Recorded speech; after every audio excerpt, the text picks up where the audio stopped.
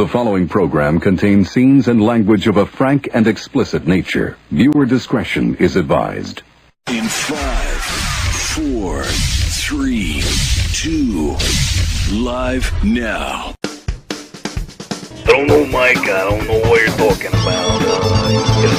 Hey, everybody, he's a macho savage. You're listening to Mike Trash, TrashTalkingRadio.com, the best in the business.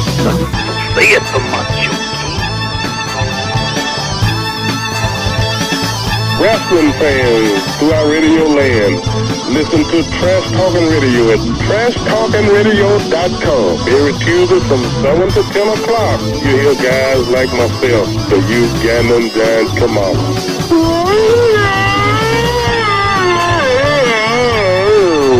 And that's my story. You sing mere words to describe the Trash Talking Radio Show from 7 to whenever we get done is like using a screwdriver to cut roast beef. This is Lunella Sean, the other half of the Rock and Wrestling Connection. That's the trashy one and the loony one together forever.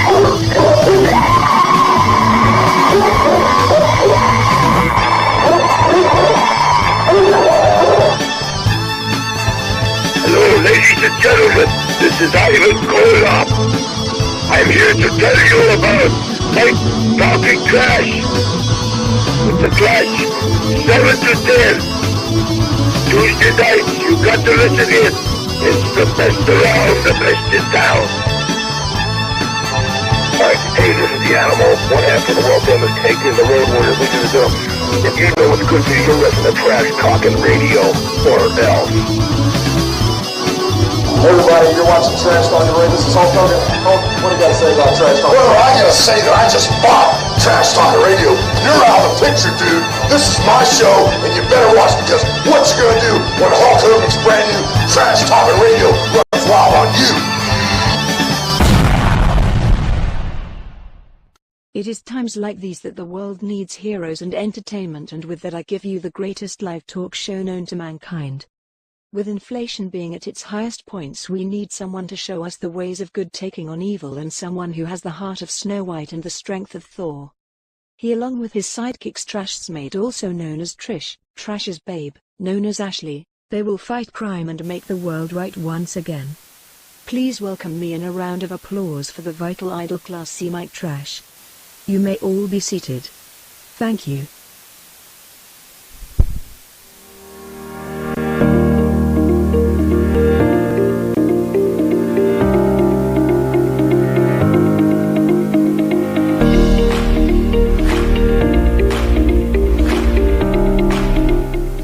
Well. Trash Talking Radio Tuesday night. It's the best night of the week, and I'm flying solo tonight, so yeah, you have to be careful. Don't be too hard on me out there if I screw up once in a while, because I'm the only one here. So, well, Cheyenne's here too, but we're the only ones here. So, this would be a good time to ransack my house, because I wouldn't even know you were there. Actually, I would, because I have cameras, but that's beside the point. Anyway, all right, here we go. Might as well get started. I have no one to tease. I have no one to talk to. So I'm going to be kind of sad a little bit. Anyway, this weekend I got to see Guardians of the Galaxy Part 2. I didn't see 3 yet. Oh, by the way, how's the sound? I did some tweaking on the sound and got the earphones working again, so I hope that it sounds okay in the chat room. And I need you to tell me that, and I need you to tell me that the video played its sound as well. So yeah, Tina, I'm sad. I'm very sad. I'm all alone here, and it's kind of a scary place to be all alone. Actually, let's see. I want to make sure I send the link out to some friends I could have join the show. Maybe we'll get Tina in here, and we'll the other Tina, and Marcia, and maybe David will be even in it. That'd be real nice. And we'll have a good show. We'll have a good show regardless of what happens. You know why? Because I'm in control of my destiny. Anyway, all right, so anyway, I saw Guardians of the Galaxy 2, which I saw before. I want to see Guardians of the Galaxy 3, but I just wanted to see 2 over again. And actually, I forgot how much I really liked that show. It was a really good show. And so I'm actually hoping I can see Guardians of the Galaxy 3 before I go to Orlando. But speaking of Orlando, I got my suits today from the cleaners. I am pretty much about as ready as I'm going to be. And so I guess I'm going to be pretty much, it's going to be a long drive. But I am going to drive. I am going to drive because I kind of liked when I drove down to Atlanta because it gave me my own car. I didn't have to worry about someone not having a car. Didn't have to worry about getting there on the plane too late to pick my car up. So basically, this will solve a lot of the problems I had in L.A. will be solved here. But I'm not going to do that for the next trip, which is going to be to Miami, which will be in July. I don't really want to drive all the way to Miami because that's even another 4 or 5 hours from the place I'm going to this time. And it's going to be interesting to be back in Orlando. I haven't been there since, I'm going to say 2006-ish was the last time I was there. And so I think it'll be interesting to go down there again. So that's that. What else do I want to say? I built a new cabinet up in my living area, which I'm still trying to figure out exactly what I'm going to put in it. It's got like it's 7 feet tall and it's 5 feet wide, and it's got like 30 storage centers in it. And so I just I got to figure out how I'm going to divvy that up to the different things that I want to put in there. Like I decided I'm going to put some of my wireless microphone stuff up there, and that'll be out of the way then. And I'm going to put some other stuff like that that I need to have access to, but I don't have to have access with 100%. So, hello, I'm here for now. Well, that doesn't do me any good. You should be here now because you didn't ask for time off. And anyway, that's another thing altogether. Okay, I guess we'll just start into the show. Well, yeah, I want to start in the show. I'm not going to show the auditions right away. I'm going to start in with some stuff and see if any of the people that I invited to come into the chat would be coming into the chat, because they would want to see the auditions because they are also auditioning. So, all right. Let me see. Let's go right into the next thing. Okay. Wow. You know, I wouldn't want to play baseball because I'm not a very athletic person, but this gives you another way to look at baseball. This guy here, he was a Major League Baseball guy, and he got a fractured skull from a line drive. Oof. I don't know. Do they have like any kind of insurance for that kind of stuff, or they just get paid whatever they get paid, or I just wonder like how that all works out, because man, that's horrible. You think you're going to work and think you're going to catch some balls and don't expect to use your head to stop them. That guy definitely is double thinking what he's going to do for the rest of his life, I think. But that's a scary thing. Go into work and think all you're going to do is play baseball. That's not the way it works, I guess. It says a 92.7 mile per hour line drive smashed Colorado Rockies pitcher Ryan Feltner in the head on Saturday night, leaving him with a fractured skull. Whew. Said Feltner was lucid, coaching staff said, and ultimately walked off the field on his own. The 26-year-old was placed on a 15-day injured list after a night in the hospital, but was released Sunday and will not need surgery. He's fine, but I think the feeling is that it could have been worse. Yeah, it could have been. Could have killed him, I guess. A much more dangerous game than you would think it would be, but either that or he just needed a nap. Looks like he needed a nap. Oh, I made a big cursor too, by the way. Now you can see my cursor in action. Because half the time I'd lose my cursor and never know where it was. I'd be like, where is that thing at? I'm not going to have any problems finding it now. So, anyway, that's the first one. Yeah, softball is dangerous. That's why I was in wrestling. For wrestling, I didn't have to worry about being injured. So,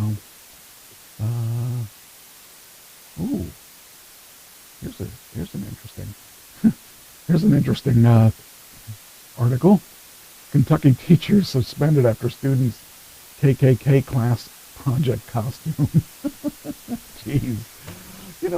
I just wonder where people get their brilliant ideas.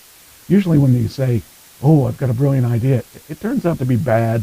And in this case, sounds like this is one of those cases where you don't want to necessarily be in Kentucky with a KKK outfit on. Seems kind of like a bad idea. And, the person that did that probably is lucky if he's just suspended. Kentucky teacher has been suspended for allowing a middle school student to don a KKK costume for a history project. The school district's superintendent told Lex 18, whatever that is, that he's extremely disappointed and embarrassed by this incident. Yeah, I would say that would be a problem. There's certain things you just don't do. That would be one of them. So, sometimes I wonder where people get their ideas. Let's see if there's any other good ones over here. I may be short on stories because I was expecting to interact with people, so just kind of bear with me because my timing and the way I do things on the show is determined by who's with me. And if I find that I have no guest host, I write the show completely different than if I have guest hosts. So I'm not apologizing, I'm just explaining. So, all right. I do have 2 auditions I'm going to play for you, but I don't want to play them right away. I want to play them in a little while. So, you are there. Yes, that doesn't do me any good, you being there. You being there would be good if you were here, but you're not here, so I have no one to bounce things off of. See, there's a difference between you being there and you being here. So, anyway, Taylor Swift interrupts song to help fan during her sold-out Eras tour. So she had something going on in the... Oh, this is also from that same website. Okay. So she had a song that was going on, but there was somebody who needed help in the audience. So she stopped the song. And a lot of people can't do that for a live show because they have a soundtrack running in the background, and it just it doesn't work out very well. And a lot of people won't admit that they have a soundtrack playing in the background, but a lot of those people, if you have something playing, if you have videos and stuff playing in the background, there's something they're syncing to in that song. So there's no way that they're doing that song without a sync track of some sort. It could be a drum click track. It could be a bass playing all the way through. It could be any number of things. But so a live audience, a lot of people would get on Ken and I because we had a track we would play along with. We would create a track so that we could keep in time, and we were making videos that were going to sync to that track. And people would say, well, that's cheating. You shouldn't do that. Well, we weren't the only ones doing it. Just about every band out there that does a big stadium show, anybody that has videos playing in the background, they are syncing that track to something. They're syncing that track. I mean, I'm not saying they're not playing live. We played live, but we also synced the track to what we were doing. In fact, the videos that we made, we were going to play in the background, they were all synced to what we were playing live. So if you listen to the live show, if we stopped singing and playing, it would still play something. And that's the way it is that all big bands are like that. So now for her to stop in the middle, I don't know what I'm judging this by what I see on this picture here, is that she had videos in the background. It was synced to something. Anyway, that's not the question. That's not even the story. In this case, it says Taylor Swift proves she has her fans' backs on Saturday night when she interrupted a song to help one out during the scuffle with security. Swift was in the middle of performing Bad Blood during a Philadelphia stop at her sold-out tour when she noticed a skirmish in the crowd. She's fine, she reported, yelling out at the security guard. She wasn't doing anything. The episode seemed to leave Swift slightly agitated, prompting a more direct, hey, stop, to the security guard. So it's kind of interesting that, Taylor Swift was taking the girls' side and not the security guy's side. This is actually on TMZ, so let's see what TMZ says about it. All right, let's see what they say. Oh, hey, they have a video. Well, shall we play it? Why not? Okay, I think I will. What is a drum click track? I will answer that in a second. But I'm going to play this clip, a little bit of this clip, and see if I get in trouble for it, because I'll blame it on everybody not being here and tell YouTube that it's their fault, although they don't care.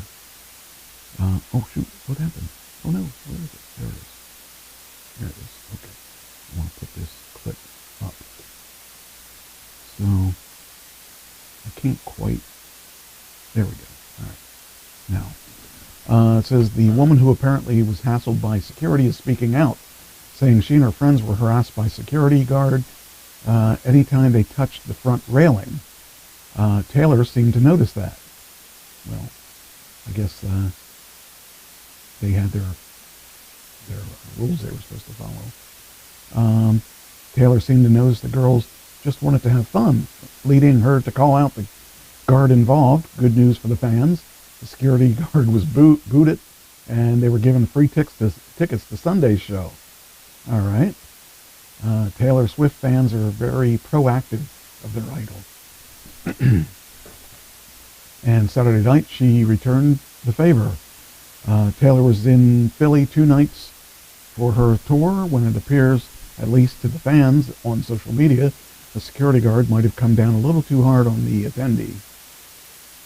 And it says here that, well, let's see if she actually yells. Okay, we gotta do this. And I didn't watch this yet, so I don't have any idea. So here we go.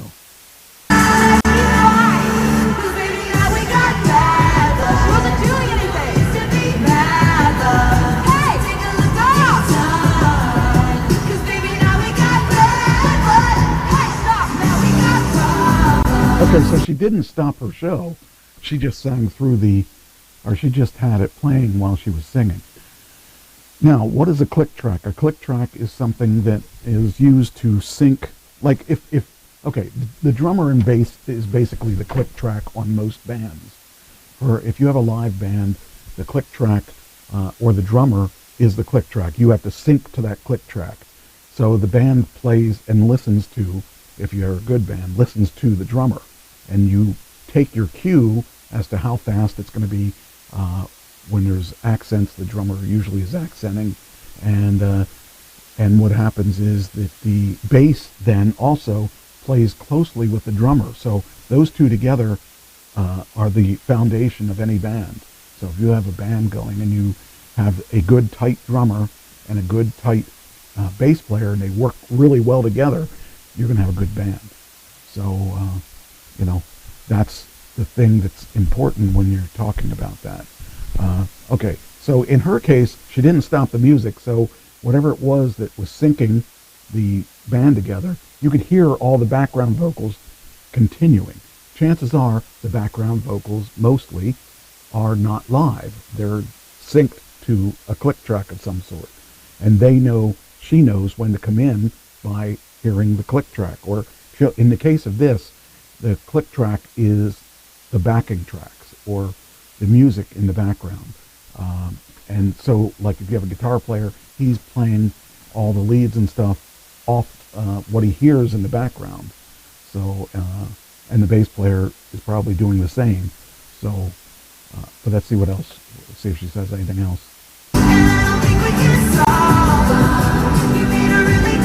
So she went right back to her song. That's so she didn't take much time in doing that.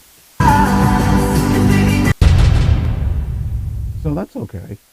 And actually, that's pretty cool that she actually takes that time to stop, trying to stop you from playing. I don't want your torrid curve. 38B to 58. 58. Ooh. How in the freak that's a big, that H is big. Anyway, so that's, oh shoot, got a 50. Okay. So, yeah, that's what Taylor Swift did. She went and saved her fans. That's the kind of guy I would be too. I would take care of my fans. Because if you don't have the fans, you don't have anything. So you got to make sure you take care of the fans. I hope I don't have to take a bathroom break today. If I do, I'm going to mess up everything because I have no one here to talk while I'm taking a break. Okay, let me see here. Speaking of which. All right, let's see here.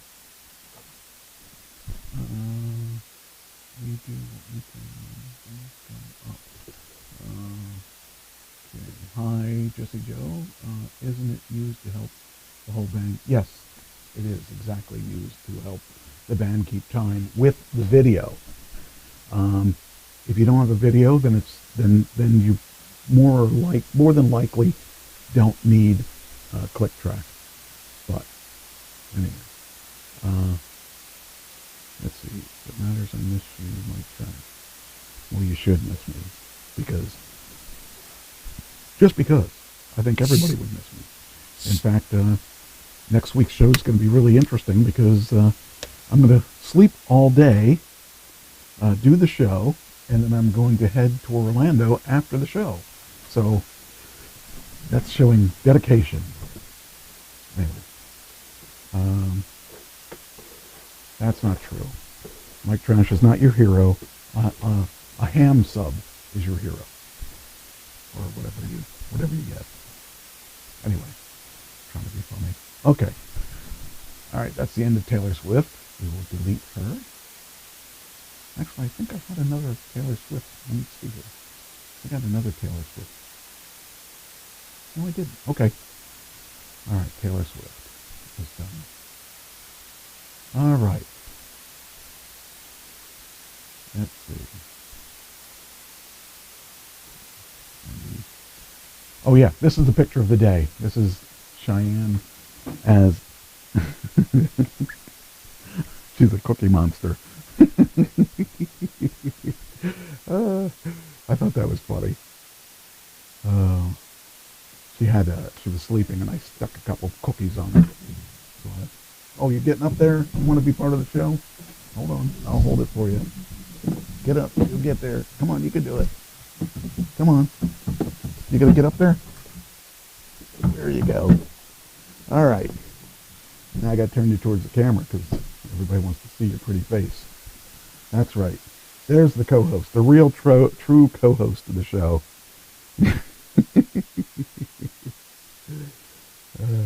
What's he doing? Yeah. All right.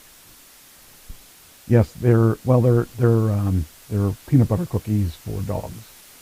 So, I just thought it was funny. She had the She woke up and said, "Oh, I'm going to eat these," but it was funny. All right, what are you going to do? You going to stay there? You going to stay there? Okay, you're going to stay there. It's fine. What are you thinking? Everybody's watching you. Yes? And you and I are the only ones here, so don't be pesky. I know how to get rid of you. I got your favorite thing here. So, anyway, what do you think of that? What do you think of Taylor Swift helping the girl out in the crowd? Would you have liked that? You want your hero to do it, though. You want your classy Mike Trash to come to your aid. Everyone wants their classy Mike Trash to come to their aid. Nutter buffers. Anyway, she doesn't talk enough to put a microphone on her. All right, let's see here. Okay, so the one big announcement on Twitter this week is that there is a new CEO. So it's no longer going to be Elon. Elon has chosen this person. Her name is Linda. I don't know how to pronounce it. I'm going to say Yaccarino. Oh, maybe she's like the Fonzarelli. Yaccarino. Anyway, she's the new CEO of Twitter, and she has a pretty good resume. I do think I have it here. Okay, and I'll put it on here too. I'm glad he finally got. What are you doing? What are you doing? You just can't stay in one place, can you? I know you can't. I know. You're a good dog. Yes, you are. We're good. Aren't we a good team? Yes, we are. Oh, yeah. Tell you what, I'm going to give you what you want. Because I know what you want. I know what dogs want. I know what dogs want. I know what dogs want. I know what dogs want. Dogs want me. Yeah. I'm going to give it to you because I know what you want. No, you're not going to take it because everybody's watching. Come on, they all know. They all know you binge behind their backs. Oh, you're really going to not take it. Okay, fine. What are you going to do? That seat doesn't stand still. I'll tell you what. Hold on. There you go. Bring it over to the seat. There you go. All right. So her name is Linda Yaccarino. And what are you doing? I gave it to you. You can have it. You're going to eat it or not? You're going to be a pest. All right. Well, anyway, we'll talk about Linda here. She's the newly appointed... Now you dropped it. What are you doing? Here. There you go. Here. There. Now you can go. Okay. Newly appointed Twitter CEO Linda Yaccarino said in a tweet on Saturday that she has been inspired by the owner Elon Musk's vision to create a brighter future and is excited to help transform the social media platform. Now I know it's kind of funny that a lot of people think that since Elon took the Twitter over that he is wasting his money. But I'll tell you, a lot of people told him that the electric car wasn't going to work either. So he takes things and makes them work. And they're going to work. It's going to work. He's going to find something or make it work better than it was before. So I don't really have any... I'm kind of excited because it could be a new platform that I'm already established in, that the radio show will get much more publicity than it did before, because anyone getting on now and just starting now, is kind of, hey, hold on, we got all this information on her is coming up on the screen. Why don't I just let them tell me? Okay, they play music. Okay, so I'm going to read what they said about her rather than what I was going to read to you. I just kind of feel that if they have all the work done, I should just go by their rules. Okay, so let's start from the beginning, and I'll turn off their lousy music because it's not really important what the music is. Who's Linda Yaccarino? She's the chair of global advertising and partnerships at NBC Universal and is credited for generating more than $100 billion in ad sales for the company, as well as launching the ad-supported stream service Peacock. She managed roughly $13 billion in ad revenue compared to the $4 billion per year that Twitter used. She was announced she was leaving NBC effective immediately on May 12th, and Musk said that he will shift into the role of the CEO. So I think it's kind of cool, and I think he made a good decision because that person there already has a track record. And let's see what do we got here. There's snowy noise that sometimes make it hard for me to hear you. Okay. I don't know. I can't do anything about it now because I can't obviously switch around and do things because you wouldn't be interested in what I have to do, and then you would be bored and leave and all that stuff. I thought at least I got the sound back with the video, and I can hear everything in my headset, although my headset, everything's clean. So I got to figure out why I'm not hearing what you're hearing. And that's the way it's been for months, that I don't hear what you hear. I hear whatever the computer decides to let me hear. So Vice TV is the company that does all the WWE or dark side of wrestling, dark side of comedy, dark side of football. I think it's all of them. Anyway, they're responsible for that, and they have the Vice channel. The bad news is that they're in financial problems. And it's really strange to think about a company that does that much big stuff to be in financial issues. But the company, once valued at $5.7 billion, has struggled with debts and shrinking shrinking ad revenue in recent years. I hope this is not going to be a belly up thing. I hope they are going to continue because I really do like some of their programming. In fact, their first episode of Dark Side of the Ring for this season is going to be Tammy Cinch and Chris Candido, and they were friends of mine, and I really want to see. I really want to see what it ends up being. But it's going to be a really good episode. So,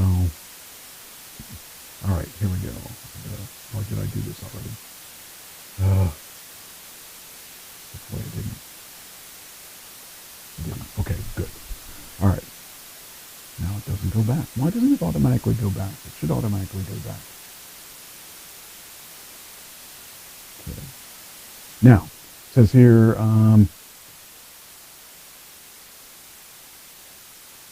after weeks of speculation, Vice Media filed Chapter 11 bankruptcy protection Monday to smooth the sale of the company. In a statement, Vice listed both assets and liabilities in a range of more than $500 million to as much as $1 billion in Chapter 11 petition filed in New York court. Ooh, that's a lot of debt. The company added that a consortium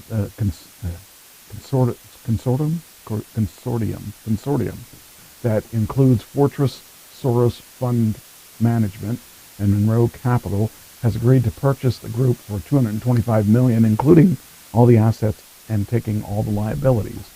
Vice expects to complete the sale process in the next 2 to 3 months. Man, that's really crazy. That company was worth $1 billion at one point, and they're gonna sell for 225 million. That's pretty bad. The other microphones are off. Yes, they are. So my microphone's the only one on at this time. Let me try turning this down a little. See if this helps a little bit. Because maybe I'm amplifying noise. Is it really bad? I mean, because I can't hear it. So is it really noisy? I need someone to tell me. Because if it's really obnoxious, I really got to figure out a way to. Wonder if I can turn the highs down on this. Hold on a sec. I'll see if it makes a difference. I will turn the highs down. Oh, I already have the highs down. Let me see if this will. I actually have the highs almost off. Let's bring it down a little bit and see if that makes a big difference. That's compression. Okay. I have the compression off. Oh, okay, check. 1, 2, 1, 2. Check. Is that any better? Does that help it a little bit? All right. Anyway. Okay, so now I feel really bassy. Check. 1, 2, 1, 2. That's not going to do it. 1, 2, 1, 2. Check. 1, 2, 1, 2. Okay.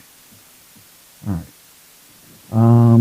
Okay, anyway, so it says, in the face of a weak advertising market and the turbulent economy, Vice, like fellow digital media darlings BuzzFeed and Vox Media, they've struggled to manage costs and revenues. The filing for bankruptcy is an epic fall from grace for a company that was once the hottest. I can hear you, and a lovely background hiss. See, I don't know what the noise is because it's not really hissing here. And I have most of the highs turned down. So I might as well turn that back up because that doesn't even sound like my voice. Okay, there we go. I'll have to work on it offline, and then I'll have to do one of my daytime things when I'm not broadcasting anything, so I can find that hiss, because I don't hear it. And because my headphones actually sound hiss free for the first time in a long time. Okay, so it says here that founded as a print magazine in Montreal in 1994. It said Vice made its mark with gonzo journalism, dark travel stories, ironic humor, and photography from the likes of the now disgraced Terry Richardson to become synonymous with the late 90s and early aughts hipster culture. The company relocated to New York in 1999 and expanded greatly, becoming a more digital-focused and adding film and TV units. Vice then experienced a run of success and cultural influence that reached its zenith when the private equity company TPG Capital invested $450 million in the company to give it an incredible $5.7 billion valuation. $5.7 billion, and it's still running in the negative. While Vice riding market sentiment and seemingly unshakable sense of cool, they even touted an IPO in June of 2017. So then it says here, Vice became embroiled in several Me Too scandals amid allegations. Why did that make noise? Oh, okay, that's why. Okay. Amid allegations of sexual harassment and pay inequity that saw top executives exit. Smith stepped down as CEO in 2018 to be replaced by veteran media and TV executive Nancy Dubuc, I don't know, who sought to professionalize and grow the media group. So it's really weird to think of that company as having problems because they have so many cool TV shows. And maybe it's because I'm a big wrestling fan, but even like the Dark Side of the 90s was really interesting. Talked about, you know, some of the taboo stuff that was happening in the 90s. And then it had the dark side of football, which is interesting because it talked about the scandals. And I really liked the original program they had on there, programming. So, all right, enough of that. Martha Stewart is back in the news.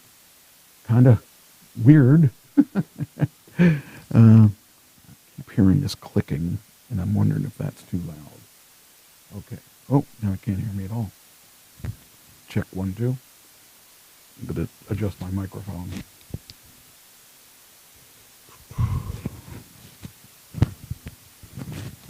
Okay, maybe I'm a little bit better here now. I'm not distorting like I was. Okay. Martha Stewart is in the news, and what did she do now? First off, she's 81. That's amazing to be in the news for what she's in for. She makes history on the cover of Sports Illustrated. That is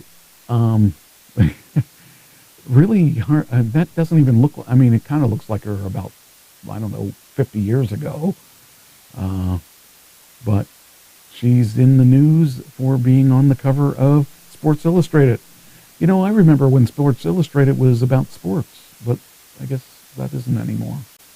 But she is in Sports Illustrated. Come on. If this system would go as fast as I want to go, we'd get a lot done. Come on, you can do it. You're close. There you go. Okay. Says here that Martha Stewart's made history. The lifestyle mogul is officially the oldest model to ever grace the cover of Sports Illustrated. The magazine deems the businesswoman as OG of influencers due to her many business endeavors, which include her Amazon storefront that recommends products to fans ranging from home, kitchen, and dining supplies to fashion and lifestyle items. Never in her life has she left her circumstances dictate her outcome. She was in jail for, I forget how long, but for tax evasion or something like that, and she's still out there doing things, you know. Wearing a white one-piece with bright orange jacket draped around her, Stewart graces one of 4 covers, along with Megan Fox, Kim Petras, and model Brooks Nader for the publication's 2023 swimsuit edition.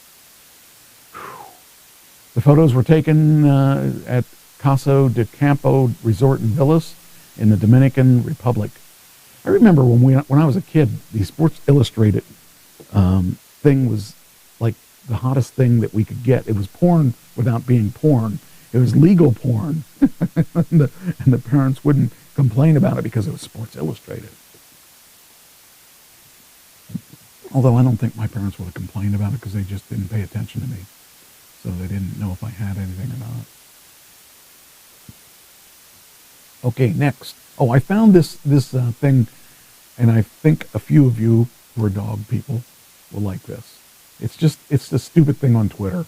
So I apologize in advance, but I found it really cool. They took it away.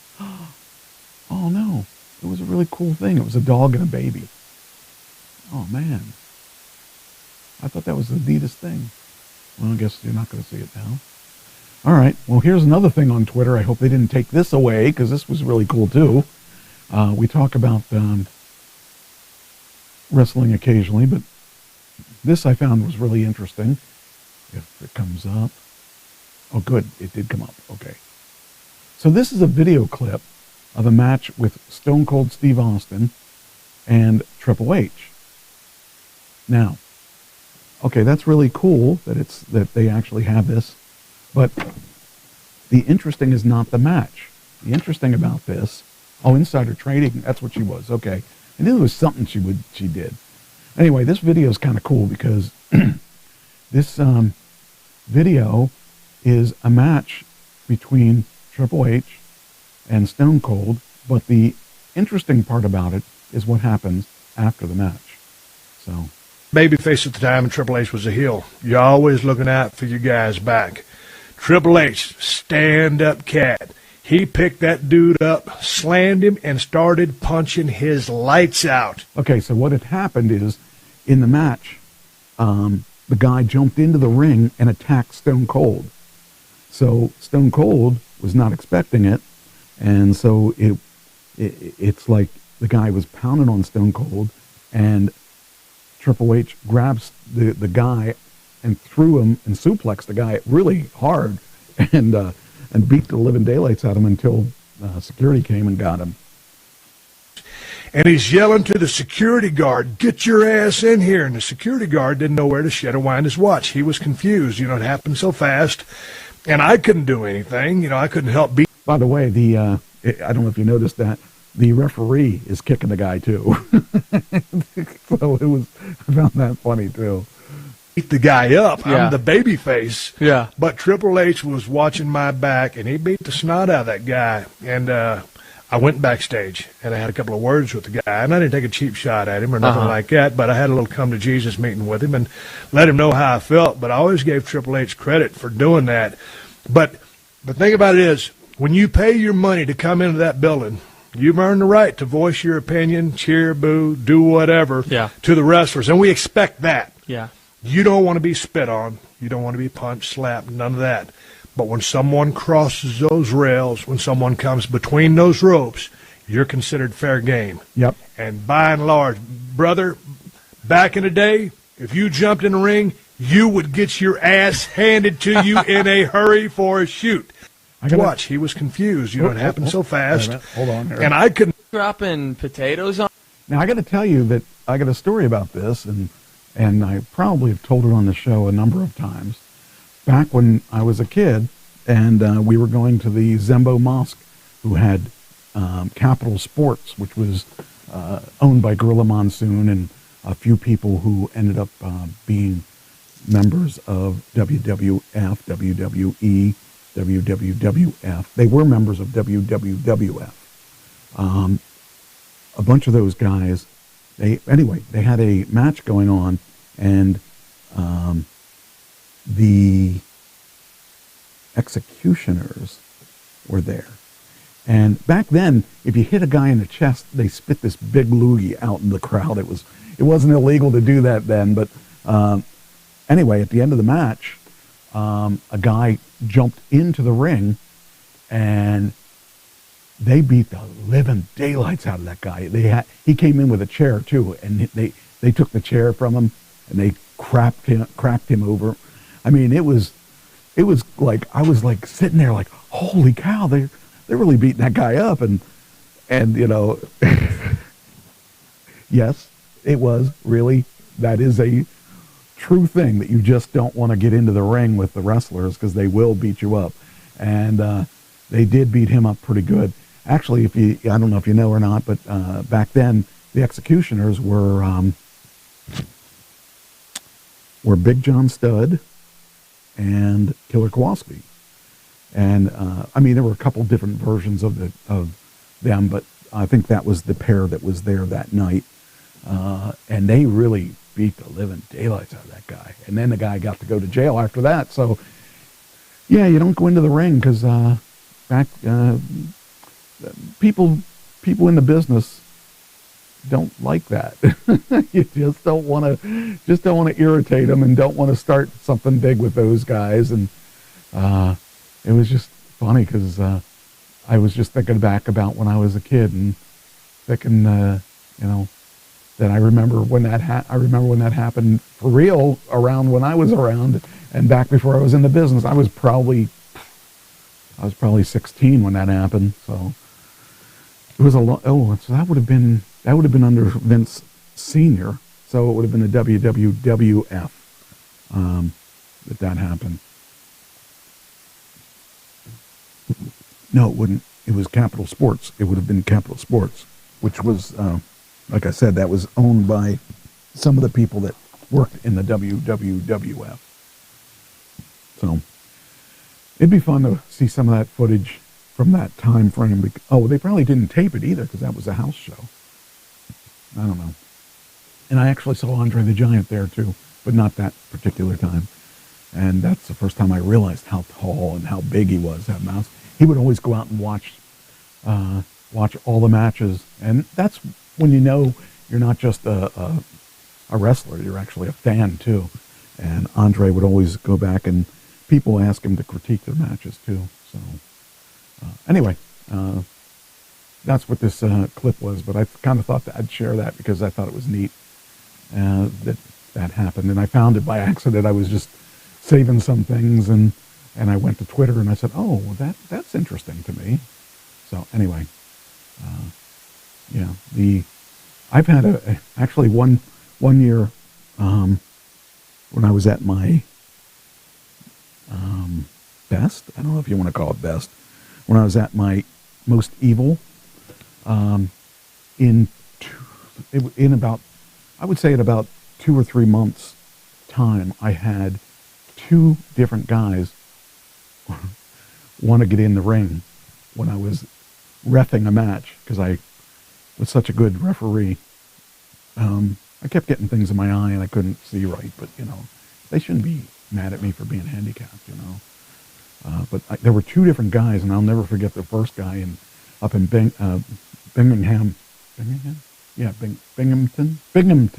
Yeah, Binghamton, Binghamton, New York. I was refereeing a match between Cage and Ivy Green, and I was calling it right down the middle, mostly. And when Cage was the good guy and Ivy Green was the bad guy, and there was a point that the Cage was in a sleeper hold by Ivy Green, and Ivy Green was on his back and had him down on his knees, and he started hawking up and stopped being evil. Yeah. Well, you just remember that next time somebody buys you dinner. That's all I got to say about that. Anyway, he was on his knees and he stood up, and when he stood up, Ivy Green was on his back, and I just accidentally kicked him in the stomach and he fell back down. And all of a sudden I saw this guy climbing over the guardrail to come up and get me. And he had a chair in his hand, and I thought, oh. Well, actually, first the chair came in the ring. That's right. First the chair came in the ring, and I took the chair and I said, oh, good, thanks. I needed that. And I sat down in the chair, and it made the guy really mad. Then he decided he was going to come in the ring and have a talk with me. And the other time it was a match between Jay Money and Ed House, and I was reffing that match. And the same basic thing happened where they didn't understand a call I made. I just said, that I don't remember what exactly happened, but somehow it ended up the guy wanted to climb in the ring. That was in Marysville, Pennsylvania. That was funny. All right, next thing. Oh, okay. So we all know, or if we don't know, you will know now, the Chrisley family has a show called Chrisleys, and the father and mother both went to jail for tax fraud and all kinds of things that were going on in their lives. And they are now in jail, but the TV show's still on without them. And so that show was just canceled, and they're going to make a new Chrisley show without the mother and father, and it's in, I think it's, let's see, hold on. The Chrisley family says they're filming a new reality TV show amid Todd and Julie's incarceration. Here's what you need to know. So basically, they're going to make the show about the kids and the mother, not the, I should say the grandmother, because the mother's in jail. So, they were making money off of that show, and they were still highly in debt. I can't understand that. I can't understand how you could be that bad of a businessman, I guess. If someone gave me a couple million to do a TV show, I'd make sure it worked. And I wouldn't have to steal money from a bank and all that. But kind of weird. Oh, I just shut the sorry about that. Just shut the news story down. There it is. Following USA's decision to cancel Chrisley Knows Best in light of Todd and Julie Chrisley's conviction last year, the Chrisley family says they have a new reality TV show in the works. While the family matriarch and patriarch, who are serving a combined 19 years behind bars in separate prisons after being convicted of running years-long bank fraud and tax evasion scheme, continue their efforts to challenge their conviction and sentence. The children are focusing their attention on a brand new, as of yet untitled reality show. It plans to, as the couple's eldest daughter together, Savannah Chrisley has said, touch on where we are today, mom and dad being gone, how we're coping with it. Here's everything they've said about the series so far, including what to expect. The family began filming their new product on May 5th, and after Savannah disclosed that the family were talking to a few production companies about the new reality TV show, and an Instagram post posted by a celebrity hairstylist, Tyler Chase Bishop. Following the following day, Savannah, alongside her brothers Chase and Grayson, niece Chloe, and grandmother Elizabeth, can be seen in mismatched chairs, seemingly facing cameras and production crew on the opposite side of the room. So I don't know. When I watched that show originally, I remember the first time I saw that show, I thought, is this supposed to be a reality TV show, or is it a spoof on a reality TV show? And I couldn't figure it out because it just seemed that that Todd Chrisley, and I was really off base if this is not true. I thought he was gay as could be, and I couldn't believe that he had a wife as like Julie, because she seemed like the most normal of everybody on that show. And so when it turned out that was a true reality show, I was really shocked that it wasn't a spoof, because it could have been a spoof and it would have been even funnier because, it wasn't real. Anyway, so it turns out that it was not real, and the show it was real, I should say. And I don't know. It's interesting to see. It's interesting to see if they're going to get this show off the ground or not. Also, we got Seth Rollins, WWE Seth Rollins. They did an interview with him Monday night on Monday Night Raw, but he wasn't really there. They apparently pre-taped that and to make it look like he was really there. But where he really was on the set of Captain America. So apparently he got the role of I don't know what the role of something on this new Captain America movie, and I'm happy for him. It's good to see him get away from that stupid role that he's been doing lately, because I think I don't get it. I don't understand it. But hey, if he's getting paid on it, more power to him. And I think there was talk that he was going to get the belt again, and I really think that would be not the right person to get the belt. So that's just my opinion. But who knows? Anyway, says here, photos and videos have surfaced of Rollins on the set of Captain America: New World Order. Rollins is dressed as a member of the Serpent Society. So, yeah, we got pictures and all that stuff of him actually on set. Be interesting. It'll be interesting because certain wrestlers have done really well in Hollywood, and it seems like he's going to be the next one. Hi there. You coming back? You visiting? You done? You done visiting already? All right. All right, next. All right, there we go. Julia Fox. Does anybody know who Julia Fox is? I don't. I just happened to catch this as I was starting the show, and I put her article in my mix of stuff. But apparently she is somebody. I don't know who she is, but she apparently is... she ditches the pants and strolls through L.A. streets in men's underwear. Yeah. Well, you're getting rid of the headache. Oh, you're getting rid of me? I'm your headache, I guess. I'm sorry that I give you a headache. Hold on here. We'll put this on here. Anyway, so I'm really intrigued by this because this woman has walked down the streets in men's boxers. Now, normally I wouldn't say, I mean, you know, you think about this.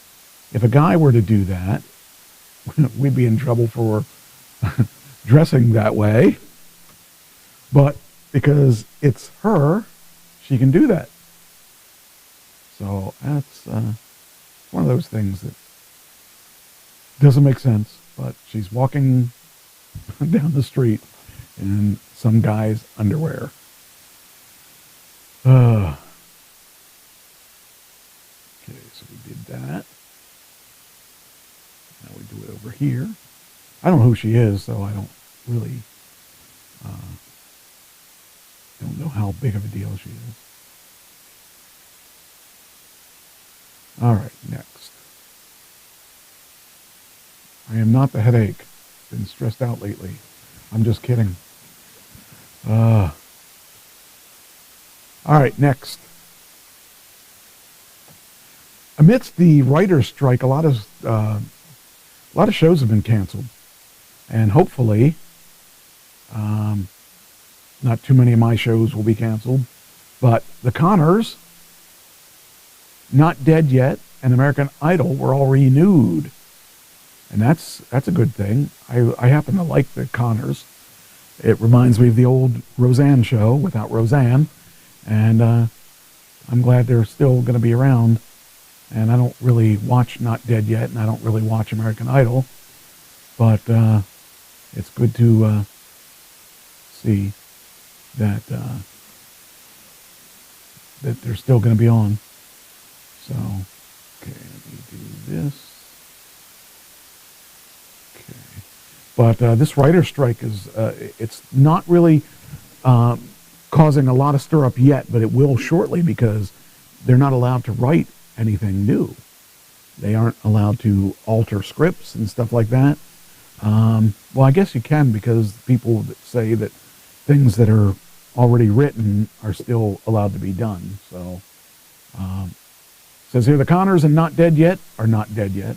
Will return for new seasons on ABC. On Tuesday, ABC renewed The Conners season 6 and Not Dead Yet for season 2. The news followed that The Conners season 5 finale, which drew 3.6 million viewers on May 4th. Season 6 will consist of 13 episodes with an option for 9 additional episodes. So that's good. That was something I was happy about. All right, then. Okay, kill this. Okay. I found this especially for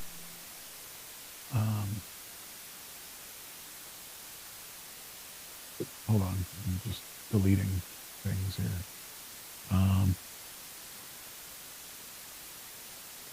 Let's see. For Amy Sue, she had lived down in Walt Disney World area. Walt Disney World offers Florida residents super summer magic tickets.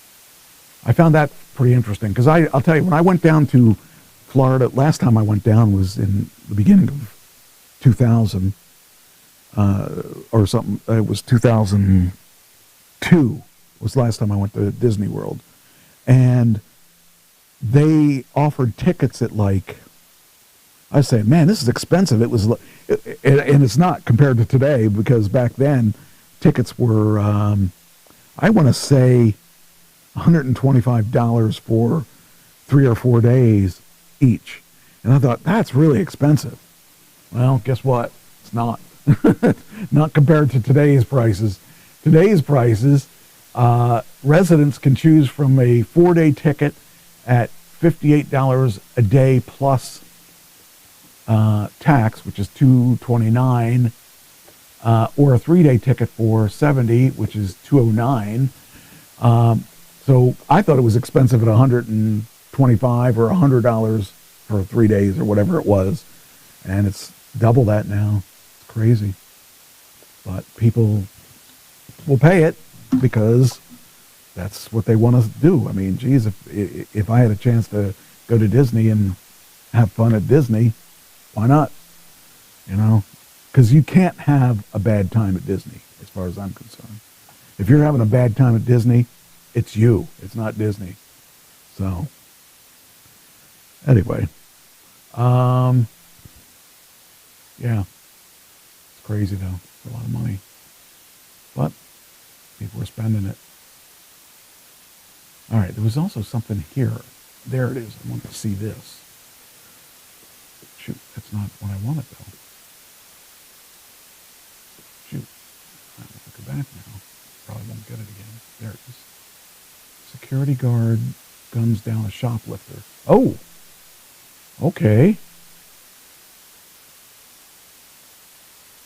All right, let's see if we know what this is. Let's see what happens there. TMZ, okay. No charges filed. All right. See, sometimes I see this stuff on the fly, and I want to make sure that I cover stuff that, you know, that is making sure that all the news that could be considered news is covered. So we're going to cover this. It says here,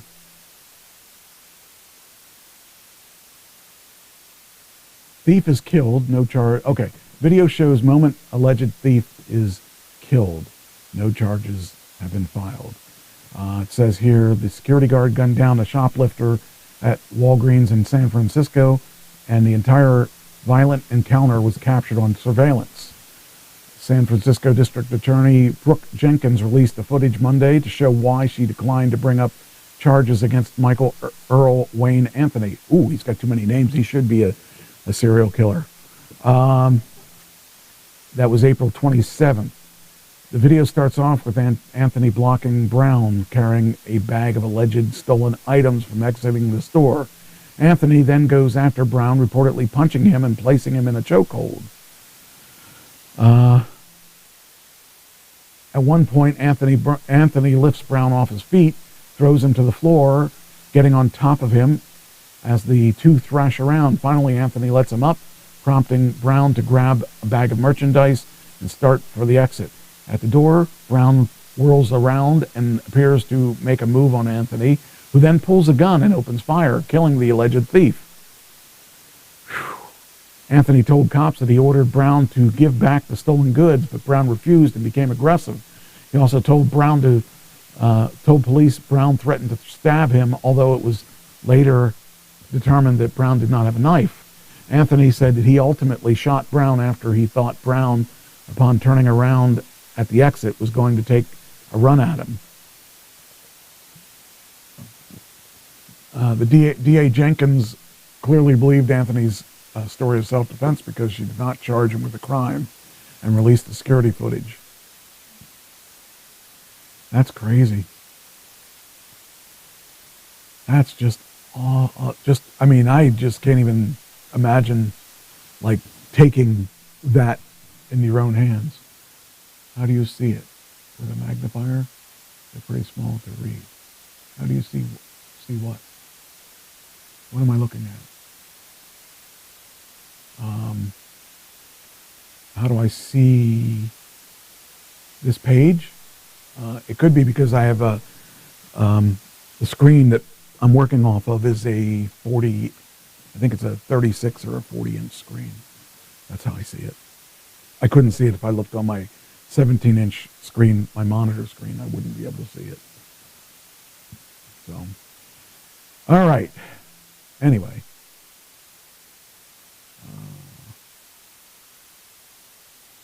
That is that. Then, something really neat. Dave Bautista is not wanting to be on the Guardians of the Galaxy anymore. He wants to do other acting gigs. Hey, Brian, how you doing, man?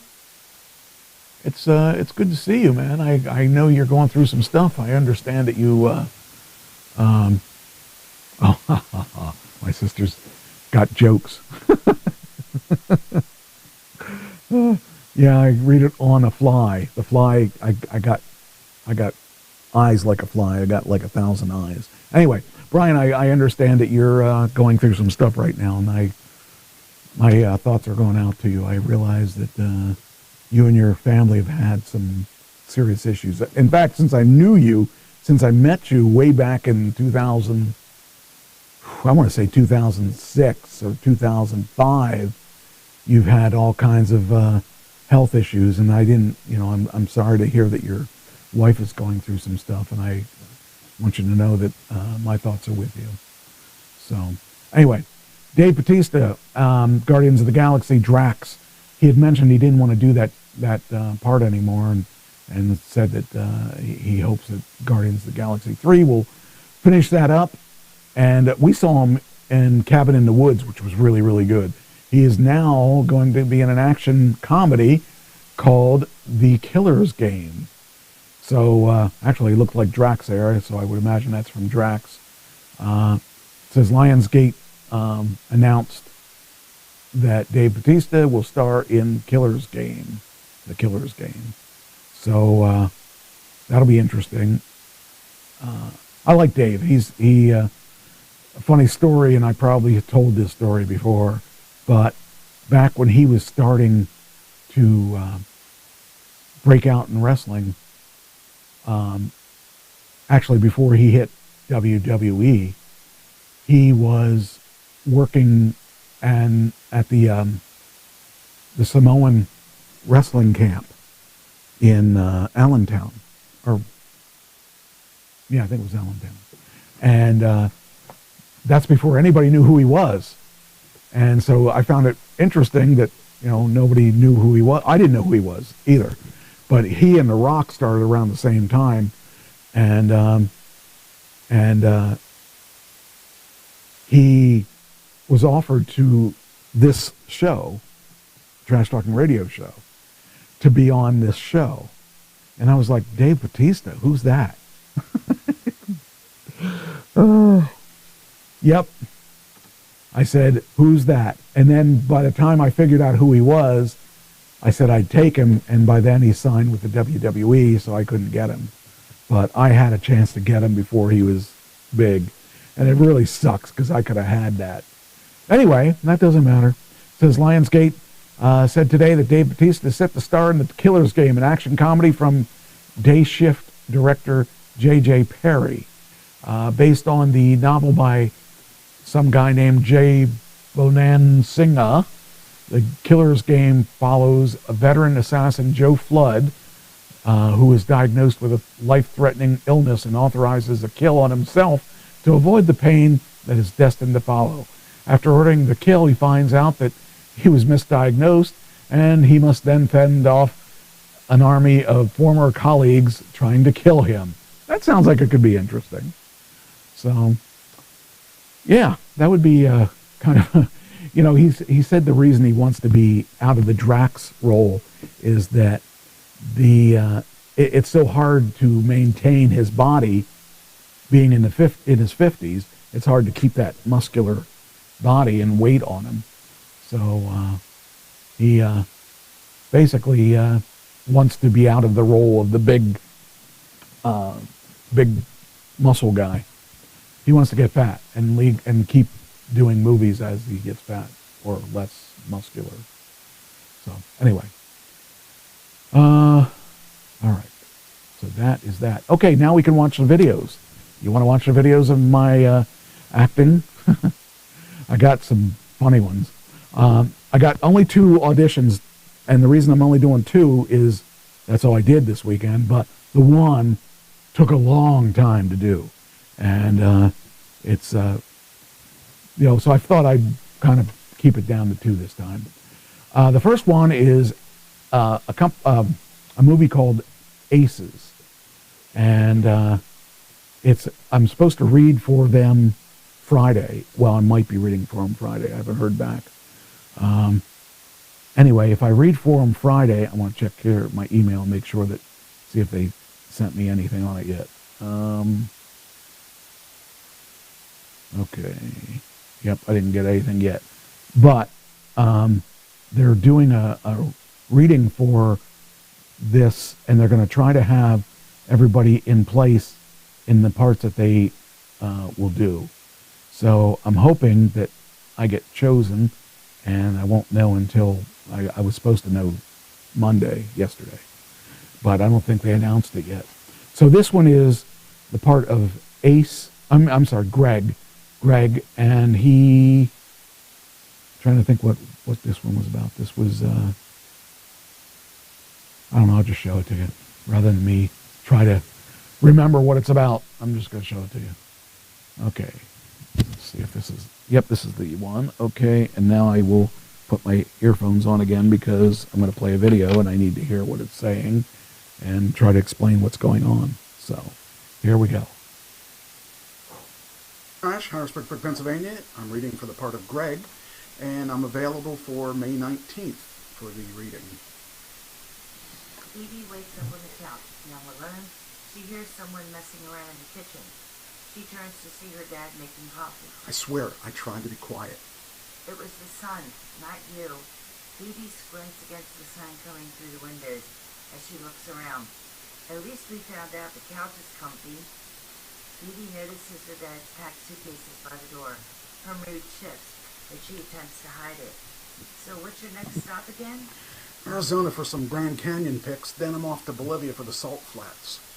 Please, don't get too close to the railing. I'll keep my distance. Gray comes back to the couch and hands Phoebe a mug of coffee. He sits back down beside her. We won't move again till after you graduate, I promise. I'd travel with you if you weren't such a bad homeschool teacher. It was 1 year. A very long year. They laugh at the memory, but Phoebe can't meet his eyes. Gray turns more serious. Anything you need, you call me, and I'll be on the next flight home. I know. Gray gets in her line of sight. I mean it. Anything, Phoebe. Even if you think you shouldn't call me anyway. I will. And see. So that was the one. It'll be interesting to see if they give me a shot at that. But, you never know. You never know until you don't get it. So, and this one here, this one here was a long one. This one was,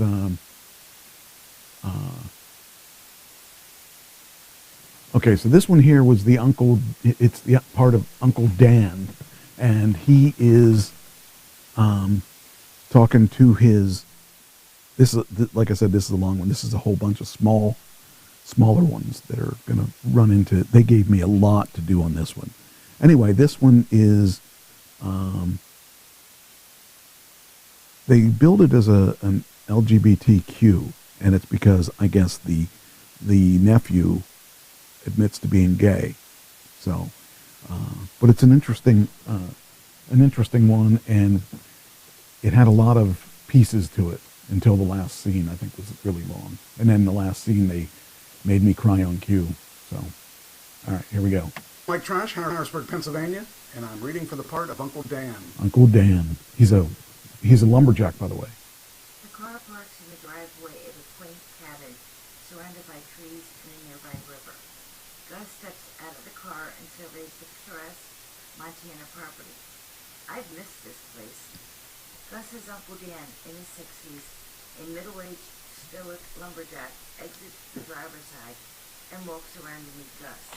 Uncle Dan looks him up and down, still not used to his visiting nephew's height. He puts an arm around Gus. You sure have grown since the last time I saw you, Gus.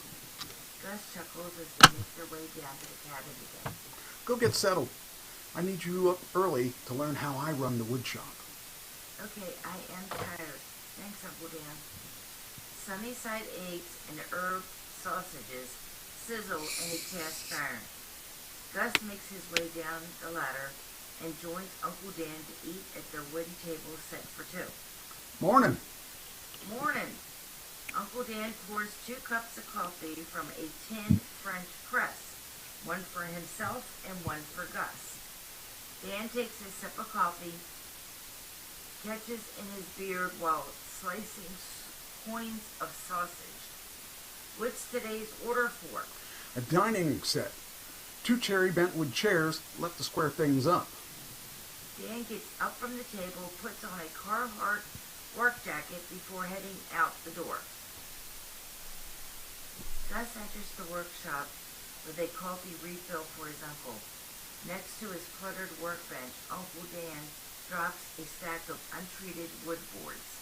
Summer job starts now. This isn't your drawings, okay? It's hard labor. Gus nods and hands Uncle Dan his coffee. A series of moments over their first week as Uncle Dan teaches Gus how to work in his wood shop. A fork? By the way, this would be a good coffee commercial because they drink a lot of coffee in this thing, a lot. And I can't remember the last time I had a cup of coffee. So, and it's funny because I'm watching me drink it and I'm thinking that looks really stupid. Anyway. Dives through. What happened here? Don't do this to me. This is not the way it works. No. 214. Okay, what happened here? What happened? Why did you screw up here? Okay, we're going to try this again now. See what happens. Move this to 214. Sounds of coffee pouring into a cup. Uncle Dan finishes pouring his morning brew and takes a slow, satisfying bite of his omelet alone at the table. Gus walks through the kitchen to the front door. Any plans for your day off? Gus smiles as he laces up his night blazer high tops. I'm going to go explore more of Livingston. Can I borrow the car? Don't wreck it. Uncle Dan tosses Gus his keys and takes a bite of his home fries as Gus heads out the door. Uncle Dan sits alone at the table. Next to a bucket of their saved wood scraps, Gus shows Bridger how to cut off his dried board with the scroll saw and how to sand it down. Gus, feeling confident, guides Bridger's hands on the electric saw. This time we see Bridger smile from the touch. You're doing great. It is so cool that you know how to do all this. All of a sudden the door opens and Uncle Dan walks in. The boys jump apart as if caught in the act. Dan is surprised to see the boys working so late at night and is suspicious. What are you two doing? Practicing what you taught me. But I said not to use the machines without me knowing. I mean, by this point, I know how to use them. Uncle Dan looks over and sees the buckets of wood scraps and tools the boys are using. Are you using my wood from my inventory? No, they're just the scraps. It was my idea. What was? Making skateboards. Skateboards. Gus, I thought we talked... Wait, I'm sorry. I wanted a skateboard, but I couldn't afford my own, so I made one from the wood scraps you throw out. Okay. Why didn't you tell me? Gus drops his head in a confused shame, unsure why he kept it all a secret. I don't know. Sorry, sir. I made him build me one, too. Uncle Dan looks between both boys, squinting. He's more annoyed than upset. And I think we could sell these to other skaters in town. Uncle Dan crosses his arms, unsure. No. My shop only sells quality furniture. Gus, Disappointed you kept this. But his boards are quality, see? Bridger pulls out Gus's hidden board and shows off his own that they finished last night. Uncle Dan goes from annoyed to intrigued, and he looks at the board and reaches to feel it. He looks up at the boys. You did this yourself, Gus? Yeah. Could use some sharper cutting and even more sanding. But you certainly improved. Why do you want to sell more? Well, it's going to pay for Gus's art school. Uncle Dan's size, and looks both at both boys, switching from firm to calm. Since you already put all this work in, you can keep at it. Just tell me next time you use my wood. Yes, sir. And you'll sell them from here in the shop, so you don't get in trouble around town. Yes, sir. All right, move over. Let me help you polish this off better. A series of moments as the boys watched Uncle Dan finish Bridger's board. With 400 grit sandpaper, Uncle Dan goes over the board's edges a few more times. Uncle Dan pours a sealant stain combination on Bridger's painted deck and deftly applies the liquid. It seeps into the wood, and the grain shines and the color pops. With the few quick motions, Uncle Dan removes and transfers Bridger's trucks and wheels into the new board. Damn, now mine's better than Gus's. Gus and Bridger buzz with excitement.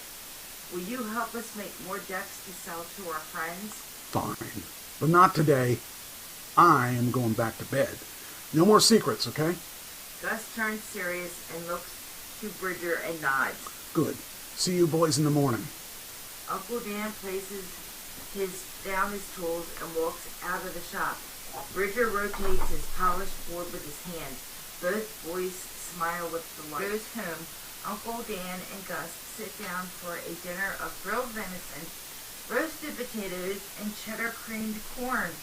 As they begin eating, Uncle Dan raises his bottle of beer to Gus. You did good today, kid. You've earned the weekend off. Really? Yeah, we can start the boards Monday. Sweet. You fully patched up things with Bridger then? Gus chuckles. Yeah, definitely. I'm glad you were able to make a good friend before summer ended. At the word friend, Gus pauses. He nods slowly, poking a potato. Gus watches Uncle Dan as he slices his venison. Taking a deep breath and leaning forward, Gus feels compelled to open up and share his feelings. Uncle Dan. Mm-hmm. I've got something to tell you. I'm all ears. It's only been a few days, but Bridger and I have become a bit more than friends, and I think I want to be with him. Then you should. You can go out after dinner. Tell him I said hello. No, really? Would you be okay with that? Of course. Bridger's a good kid. Hard worker. Oh, maybe you're not getting it. No, I fully understand. I don't think I just like him. I just like all boys. But him more than others, you know? Uncle Dan is silent for a moment and stares at Gus. Well, say something. Please don't be upset. Uncle Dan takes a deep breath and puts his silverware down. Gus, I don't know how you thought I would react, but most of life is surprisingly lonely. People are selfish. We all get distracted by work and habits to steal our days, our weeks, our years. Suddenly, you become 50. You realize the life you've built to share with someone special is already half gone. Uncle Dan sighs and looks to the left at artwork by his wife on the walls. Or find your special someone and life takes them away too soon. Uncle Dan looks back at Gus. So if you ever stumble upon someone who wants to spend their precious few days to love you, let them in. Gus takes a deep breath of realization that his uncle does know what he's saying. Gus tilts his head as he listens. I'm not blind. seen you two together. Bridger really cares about you, and you care about him. People spend a lifetime trying to find anything like that. Don't let fear keep you from attempting to love and be loved. Or one day you'll regret what you missed and wish you could do it all over again. Gus watches as Uncle Dan bows his head slightly in sadness. Aunt Megan, Uncle Dan lets his shoulders fall in sadness. Don't make the same mistakes I did. Don't let the real connection fade away. Embrace it while you have it. Even true love can't last forever. Thanks, Uncle Dan. Gus leans in and hugs Uncle Dan. Dan squeezes Gus tight and sighs deeply.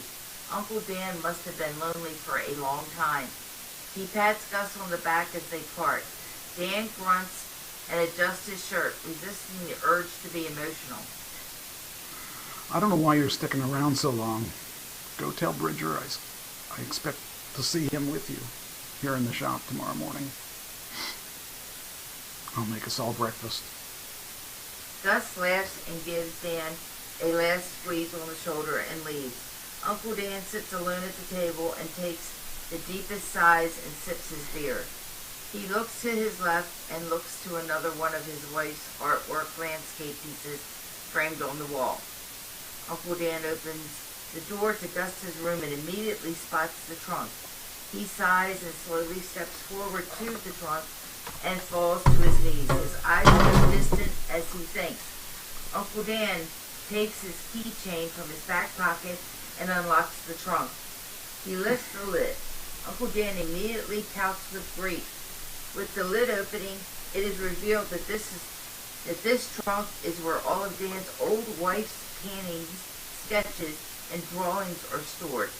Dan lifts a photo of him and his deceased wife. There are many other photos of the couple, happy and in love, in the trunk. Dan picks out some of the bound wooden sketchbooks he made for his wife decades ago. Dan lays the framed photo down slowly. His head falls back as a tear streams down. End scene.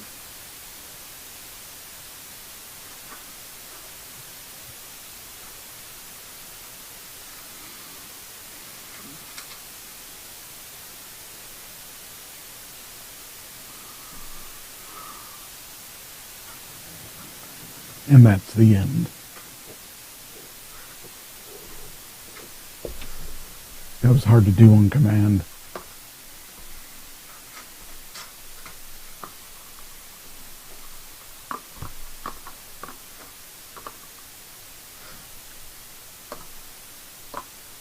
Anyway, hope you liked it.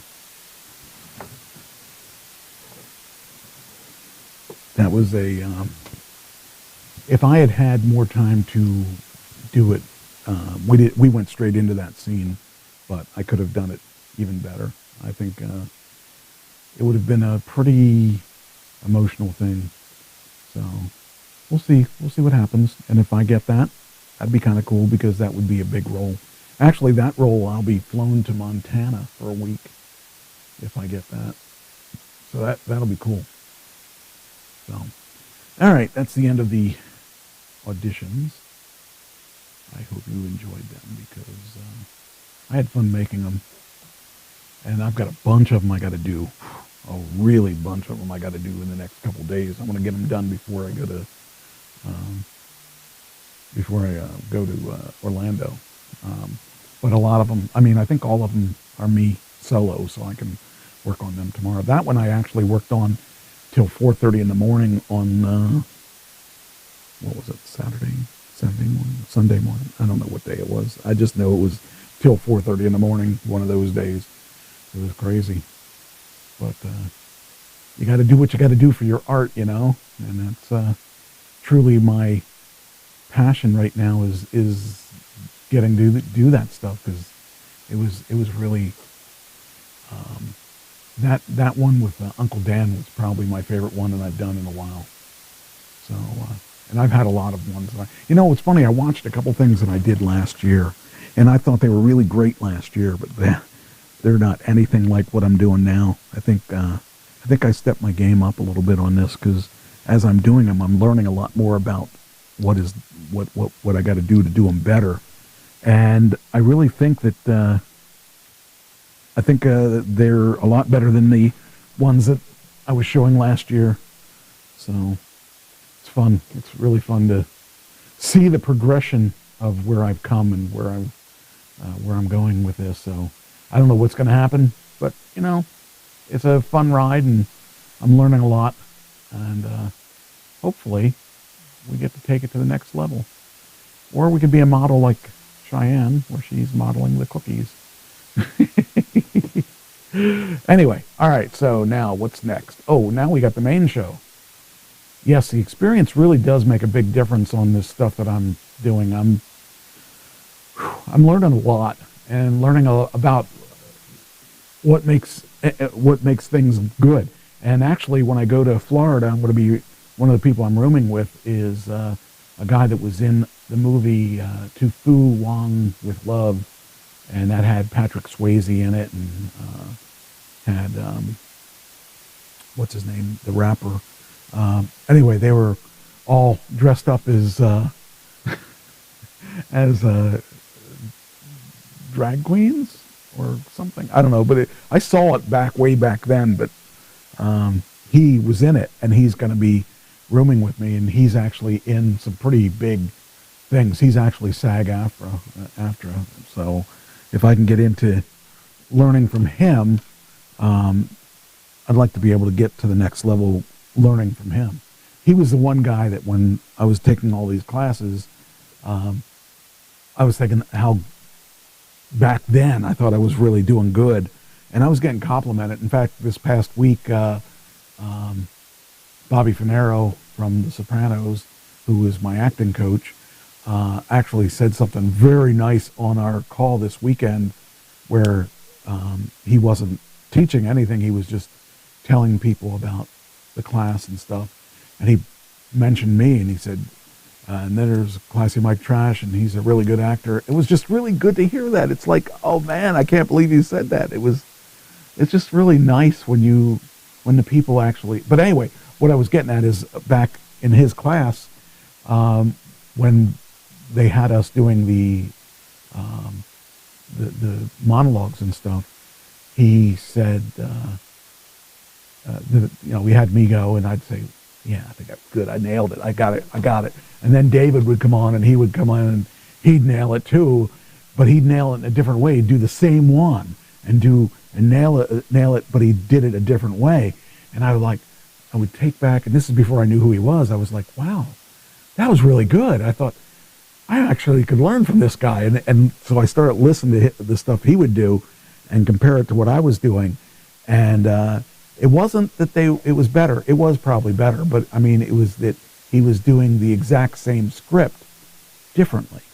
And I learned a lot about doing scripts because of that, because of having someone to compare the script my audition to.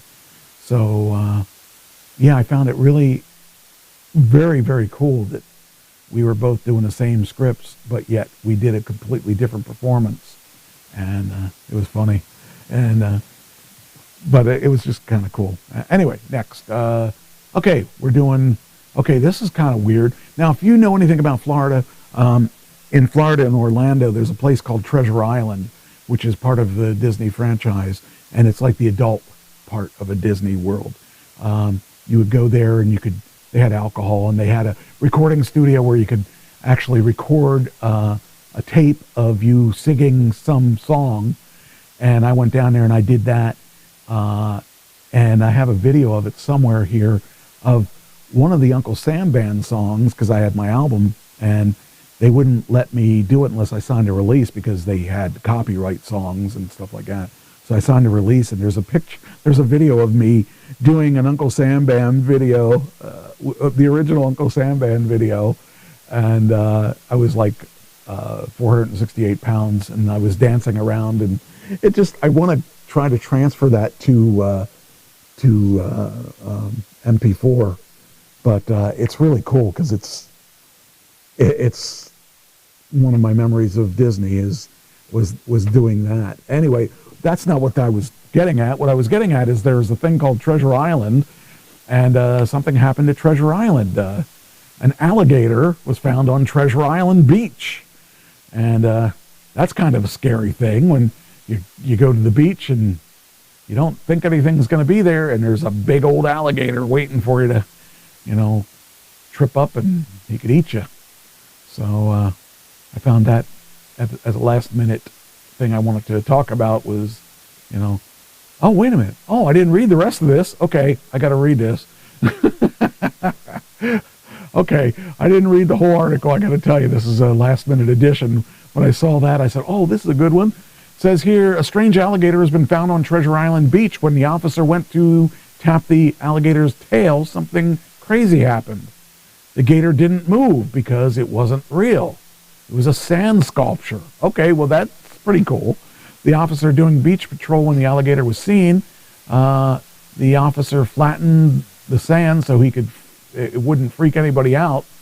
And it says, we love the talented people that create the works of art in the sand, but with it being a turtle nesting season, remember to flatten sandcastles and sculptures before you leave. The sea turtles will thank you. So I guess, oh, there it is.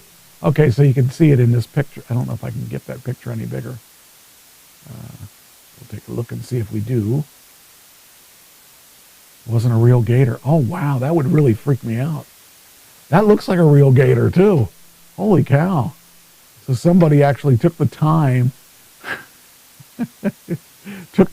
to sculpture out that gator out of sand. That really looks real. Whew. Man, that's crazy. It's a crafty sculpture. Hey, looks like she's climbing up another chair. Get over here. Get over here. Get over here. People want to see you. They want to see you more than they want to see me, because you're the star. It's Cheyenne Talking Radio. Probably shouldn't give you another one of these, but because you're being so good tonight, I'm going to give you another one. How about that? There you go. That dog is really fun. She's really a good girl. Anyway, so, yeah, that's a pretty cool thing that is the sculpture. I would have never thought that was a sculpture. All right, anyway. Let's put this one out. Okay, so then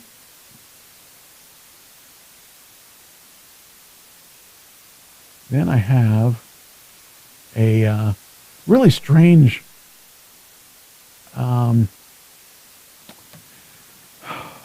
I want to say it's a strange, I don't know, I'm just going to tell you what it is and you can decide if it's strange or not. Florida teacher probed after showing students a Disney film. We're in cancel culture mode again. So maybe I can have them play it rather than me play it, because it would make a whole lot more sense if they put all the stuff in perspective. So I'm going to put this here. Okay, stop. Okay, now we'll make this bigger, I think. Oh, here we go. Now I need to have this go over here. Okay. Officials are investigating a 5th grade teacher for showing a Disney movie to students. The school's district says that Jenna Barbie, a 5th grade teacher at Winding Waters K-8, played the film Strange World in her classroom. It's a Disney movie that features a gay teenager. That caused concern for a parent and for school board member Shannon Rodriguez. The film's rated PG, but the school district's policy says all films must be approved by school leaders before showing them to students. Movies such as this assist teachers in opening a door, and please hear me, they assist teachers in opening a door for conversations that have no place in our classrooms. The school district says the film will not be shown in the future, and the district's Office of Professional Standards is investigating the incident to see if further corrective action is required.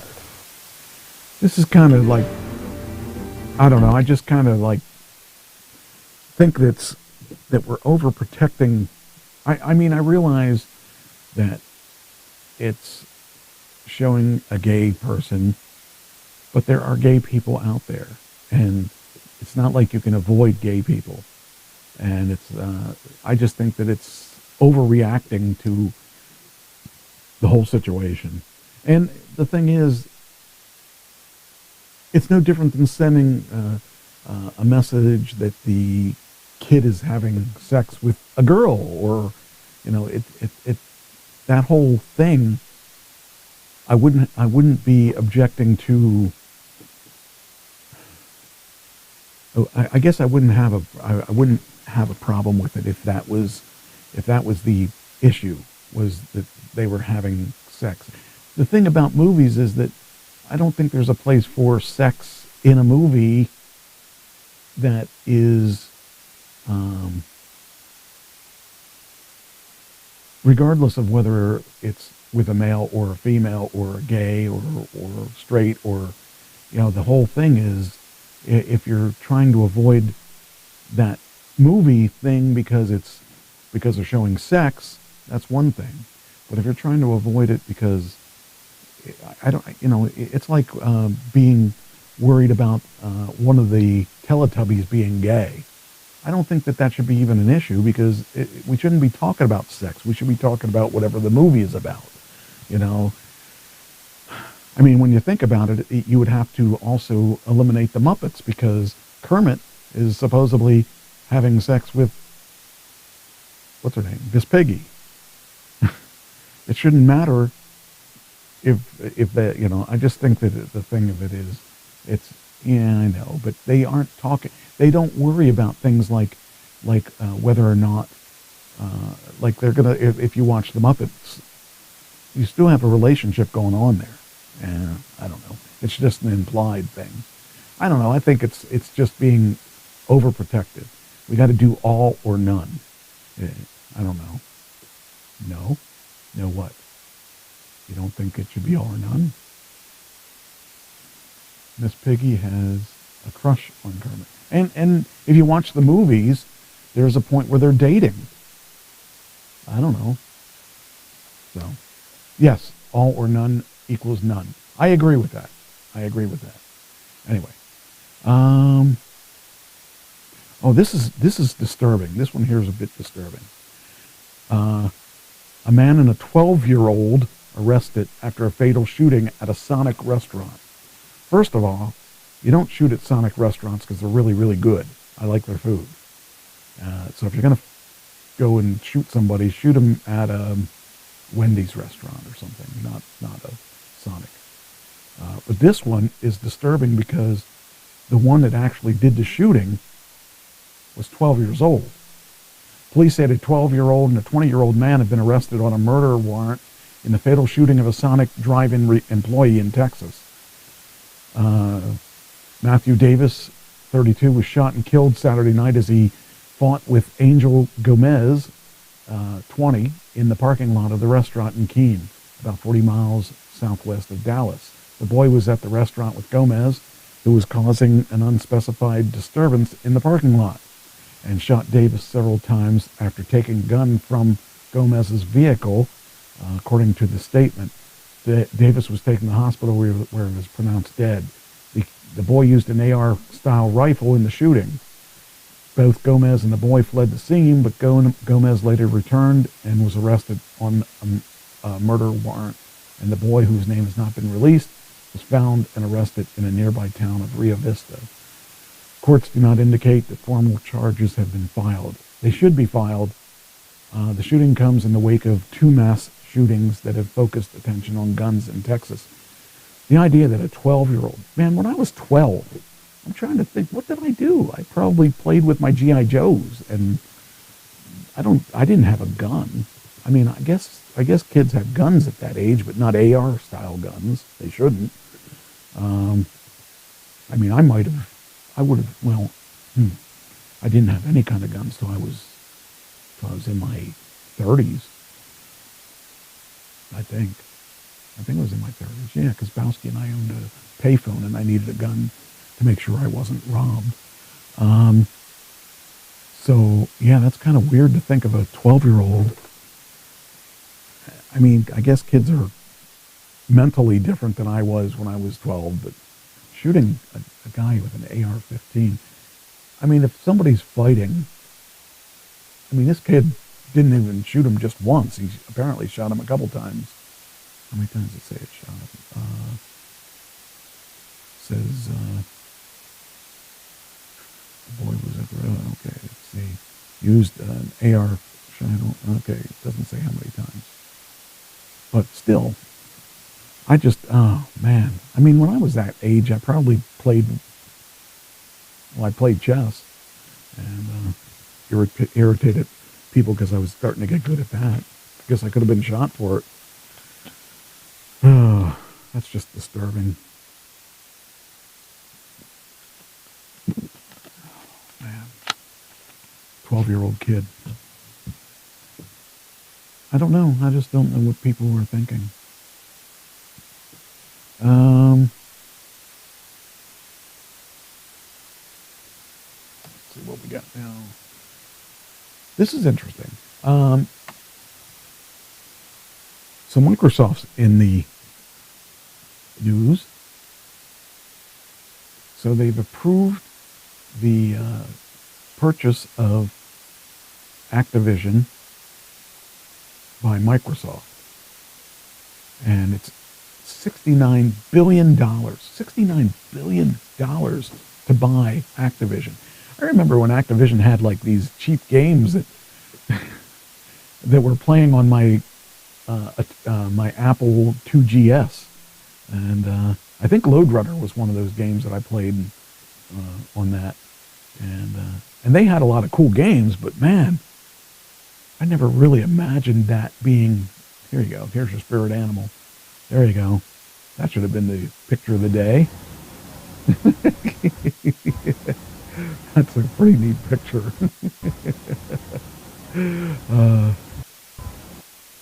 Anyway, so they've approved the purchase of. I gotta get this. Okay, we did that, and then we gotta grab it over here. I'm trying to think what other games they did.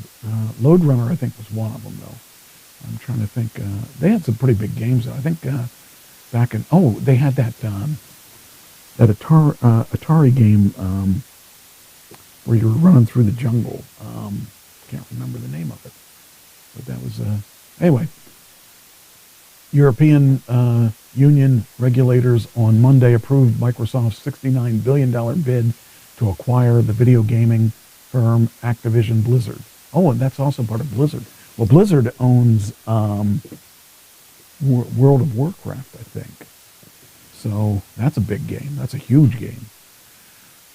Giving the mega deal a boost after it hit roadblocks in the U.S. and the U.K. The UA made the decision 2 weeks after the U.K. regulators quashed a deal. Thought it would have been quashed a deal over fears that it would hurt competition. The Federal Trade Commission voiced similar antitrust complaints in blocking the deal in the U.S. last December. However, the UA officials gave Microsoft the green light after the maker of the Xbox gaming console agreed to ensure the rival companies would continue to have access to Activision. So I guess basically what they wanted to do was they wanted to make sure that once Microsoft buys Activision and Blizzard and all that, that they will not make those games only available on the Microsoft platform, so you couldn't get it for, say, the PlayStation. And that would be stupid anyway, because, I mean, the game systems, you got to make it for all the cross-platform for all the game systems, because, it's like when Nintendo originally made games for Mario Brothers. The only way you could get to play Mario Brothers was to buy a Nintendo. But I think they have since changed that. I don't think that they're just making games for Nintendo. I might be wrong about that, but it's interesting that they kind of are worried about that. And actually, I don't think it's any, that doesn't seem like, I don't think that if you're going to try to maximize your profits, last thing you're going to want to do is say, I'm only going to make it for this system, because the PlayStation is so huge, Microsoft is so huge. I mean, those are the two major players, and people are going to want to play it on the system that they have. And when you think about the PlayStation 5, which costs so much, I mean, that's probably the most expensive game system as far as a console system. And World of Warcraft has always been a Microsoft product. I mean, for the PC. So, I don't really know where I'm going with this, but I guess I'm not really surprised about the concern, but I don't really think that should be a trade commission concern, because the company, Microsoft, is going to want to make money, and their thing is they're giving away basically the operating system anymore, and they're making their money on games and stuff like that. I mean, they'd be crazy not to have a version that goes out to other platforms. But hey, what do I know? Now I have a car that may fit in this realm here. It says how to find out if your car is collecting personal information. I can pretty much assure you that my Tesla is collecting all kinds of information on me, because it's basically a computer on wheels. And I would imagine that all the EVs are pretty much the same way. And I'm sure that a lot of the new cars are like that too, because they're needing to know, like for instance, my car uses the GPS to remember things. Like if I'm going down my road here, it's a dirt road, it automatically raises my car suspension up because it knows I live on a dirt road. And so in places that are similar, it's going to do similar things. So I'm wondering, I'm pretty sure that most of the information that I have is coming from my car. It says new cars are computers on wheels. The average vehicle nowadays has over 1,400 microchips on it. Because your car is connected, it can also collect a lot of data about you. Your car is like your phone, computer, or tablet, always listening. Here's how to stop big tech from listening in. There's also stalkerware to worry about. One concern that I have about the new cars is that you can hack a computer. So what if they hack my car? Are they going to be able to take control of my car? Things like that bother me a little bit, because it is a new technology, and there's always scammers out there. And that kind of bothers me to a certain degree, because what kind of information are they collecting? I mean, they know where I live, and actually one of the scams that people do now is that if you have a valet parking, they know where you live just by, if you have a nice car and you have a GPS, they can read where you live by pushing the home button, so they know where your home is. And they can get into your garage because your car can open your garage. So those things are a little concerning, and that's not just EVs. I'm talking about, like, even in my car, when I had a Prius, it had that GPS built into the car, and it had your home address, your work address. It also opened and closed my car, opened and closed my garage door with the built-in stuff. And a lot of the new cars have that.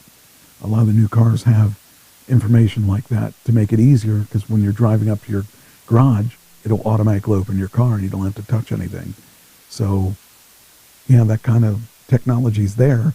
And there was actually a movie out a couple years ago about that, where these guys were criminals, and they would, instead of valet parking, they would take the car for a joyride to the guy's house and break into the house and steal things. Well, one time they did that, and they broke into his house and found somebody tied up in his house.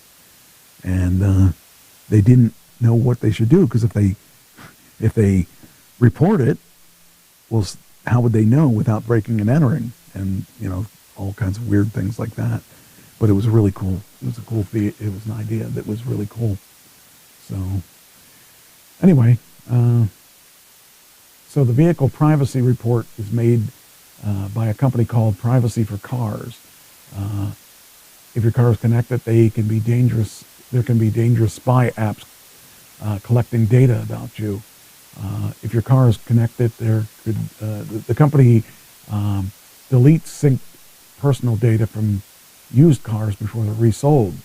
Like when I gave in my last Tesla, that had my information on it unless I reset it. And that I did reset it before I gave it back, but the information is probably still out there because it goes somewhere. So it says there's a way you can tap into their work. If you have a VIN number and the tools spits out privacy policy about the company that built your car. So it says here's what you may find when you plug your VIN number in. Details like your name, address, email address, and driver's license number. Location data that shows where you are and where you went in the past. Biometrics are collected by the car's microphone and camera. Voice recordings are collected by your car's voice assistant. And data is synced from your connected devices like call records, text messages, or contacts. The tool also lists who your information is shared with. Think insurance companies, the government, and data trackers. So I'm going to have to look to see if I can find out any of this stuff more. But car makers are charging subscriptions for, like if you have an accident. Of course, if you have, what was the name of the company that did that? I forget what the name of the company is, that if you wrecked your car, it would activate that and tell people where you are. Says one of the team members drives a Kia. The vehicle privacy report returned a complete rundown on the car. Kia uses information it collects to predict your preferences, characteristics, predispositions, behavior, attitudes, and similar behavioral information. The Korean car maker also shares and sells its info to its parent company, subsidiaries and sister companies, and service providers for analytics, advertising agencies, and social networks. It says Privacy for Car has free iOS and Android app that deletes your personal information from vehicles you drive or are connected to. This includes your phone book, call logs, text messages, and all that stuff. So I might have to take a look and see if that app is something I want to have, because when I never really thought about it until recently. So it's something I may not want. OnStar, yeah, that's the one. I couldn't remember it. Couldn't remember what it was. I never had a car with OnStar because those were only the expensive cars back in my day. So, yeah, interesting. All right, next.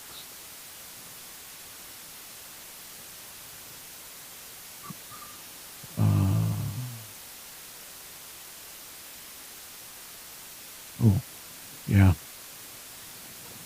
This is something that I don't really approve of. TSA agent caught rough handling a bomb-sniffing dog at a Detroit airport. So it's sparking an investigation on that. I want to see if dogs are employed like that, they should be treated right. And even if they aren't employed like that, they should be treated right. And if you are abusing the dog, you should be having action taken against you, because it's, it's not right. But, okay, let me see here. What? That's not active. Why not? Well, that sucks. Okay. I'll put this on manually. Dogs are better than TSA. Oh, yeah. Yeah. I like dogs a lot better than TSA. It's one reason why I'm not flying this time, because I don't really like to. Although last couple times I went on a plane, it wasn't as bad as I thought it would be. But still, I don't really like the TSA too much, so I want to avoid them at all costs. I need to put this article in.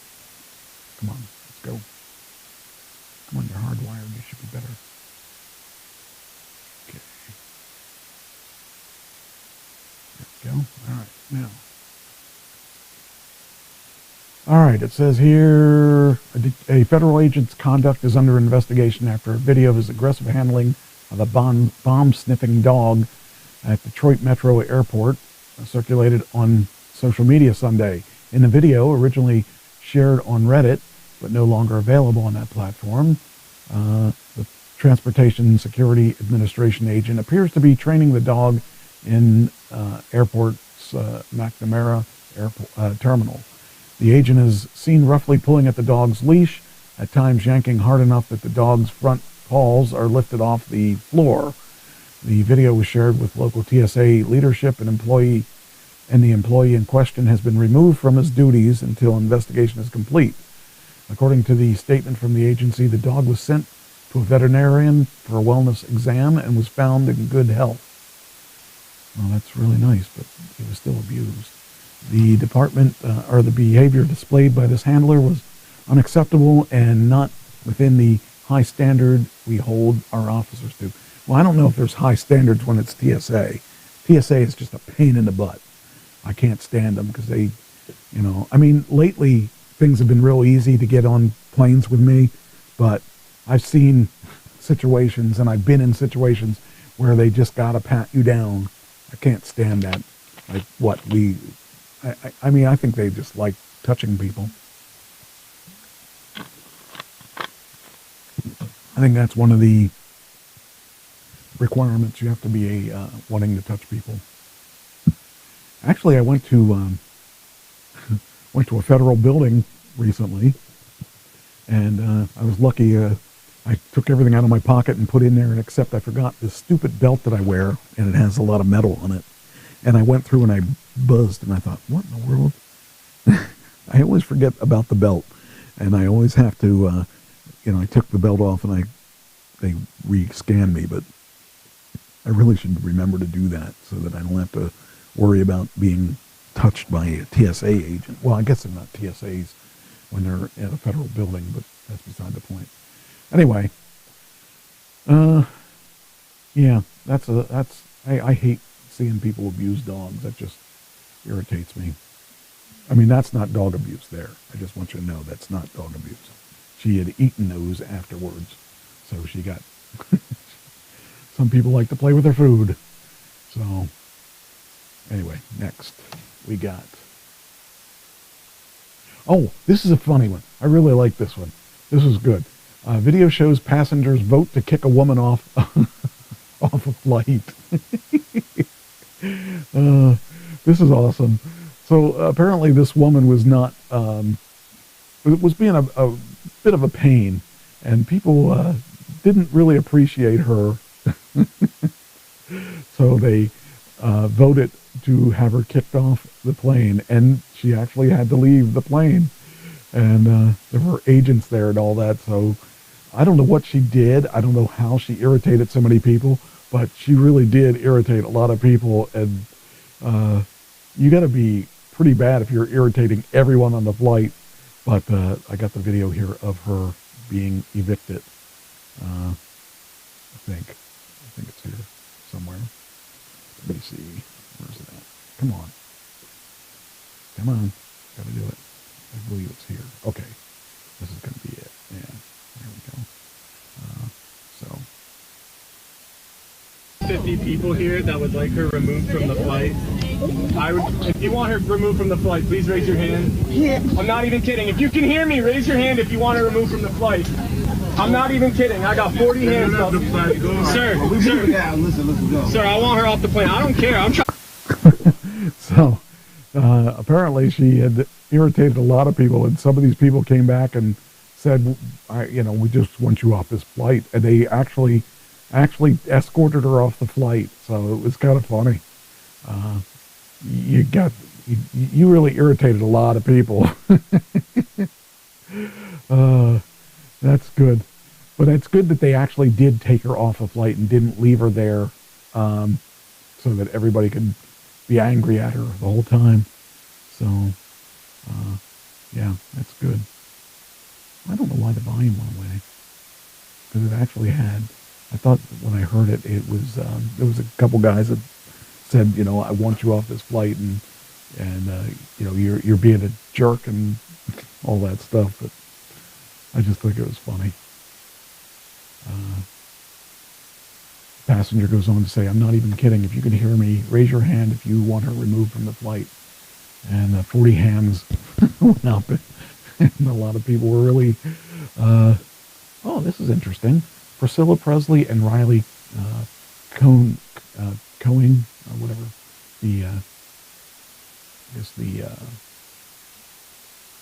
Lisa Marie Presley's one kid. Priscilla Presley and her granddaughter Riley have settled their dispute over Lisa Marie's trust.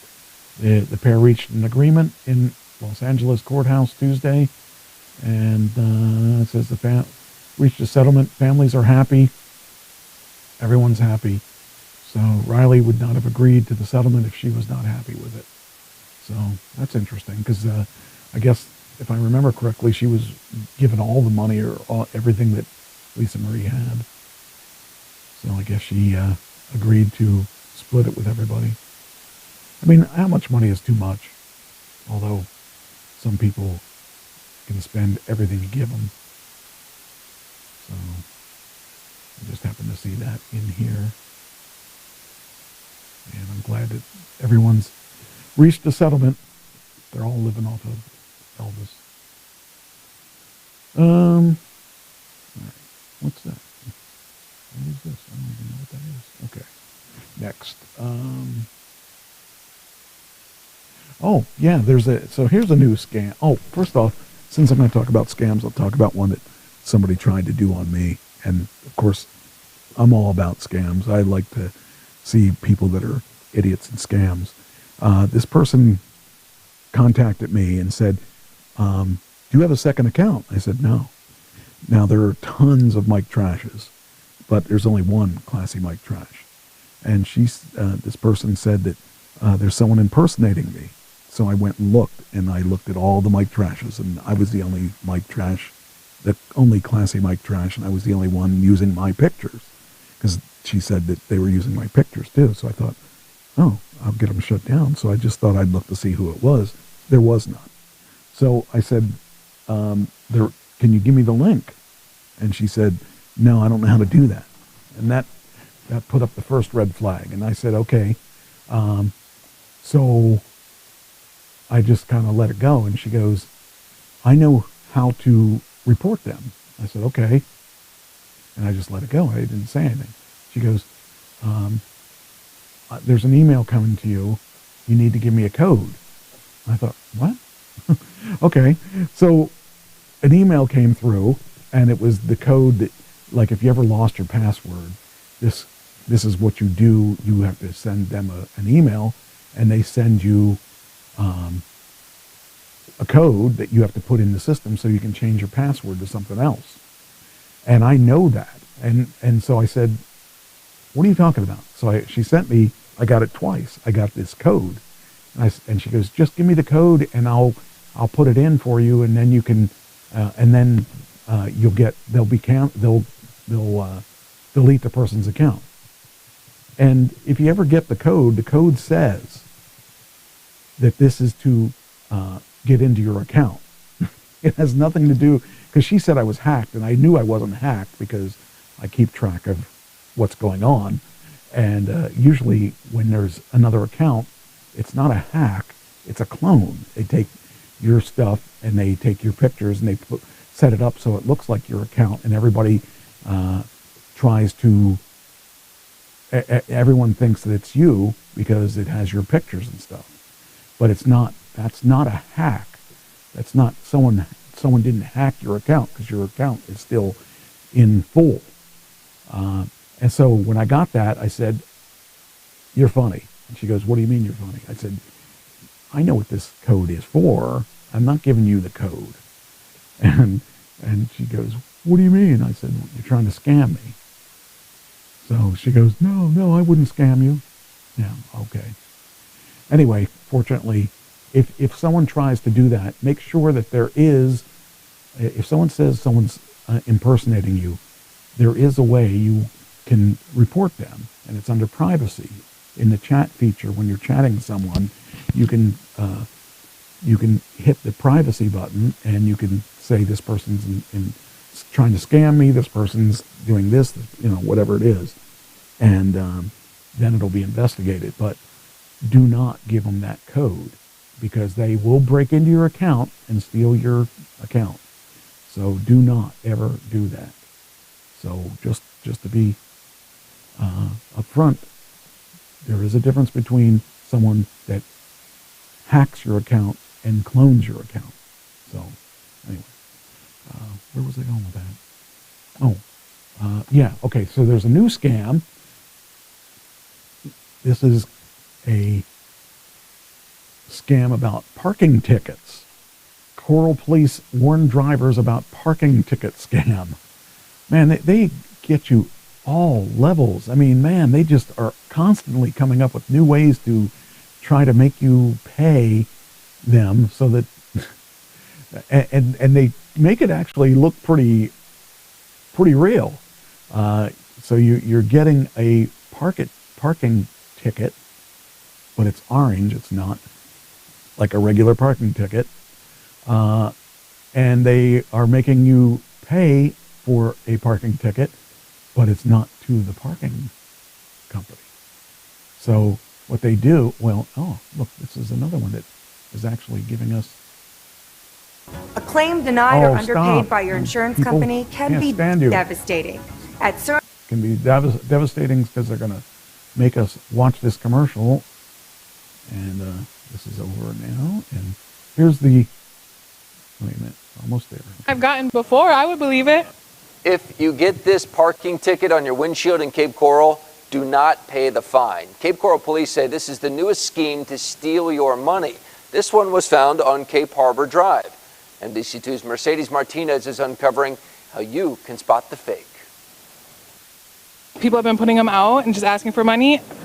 Oh, I would have paid that on the spot. That's what Cape Coral police are warning you not to do. Someone is leaving these fake tickets on cars on Harbor Drive. It demands you send $250 in a check or money order to a P.O. box, claiming to belong to the Cape Coral Fire Department. I had a citation, and I don't remember for sure the color, but it was either pink or yellow, and it was just a warning. These orange slips pretend to be much more than a warning from police.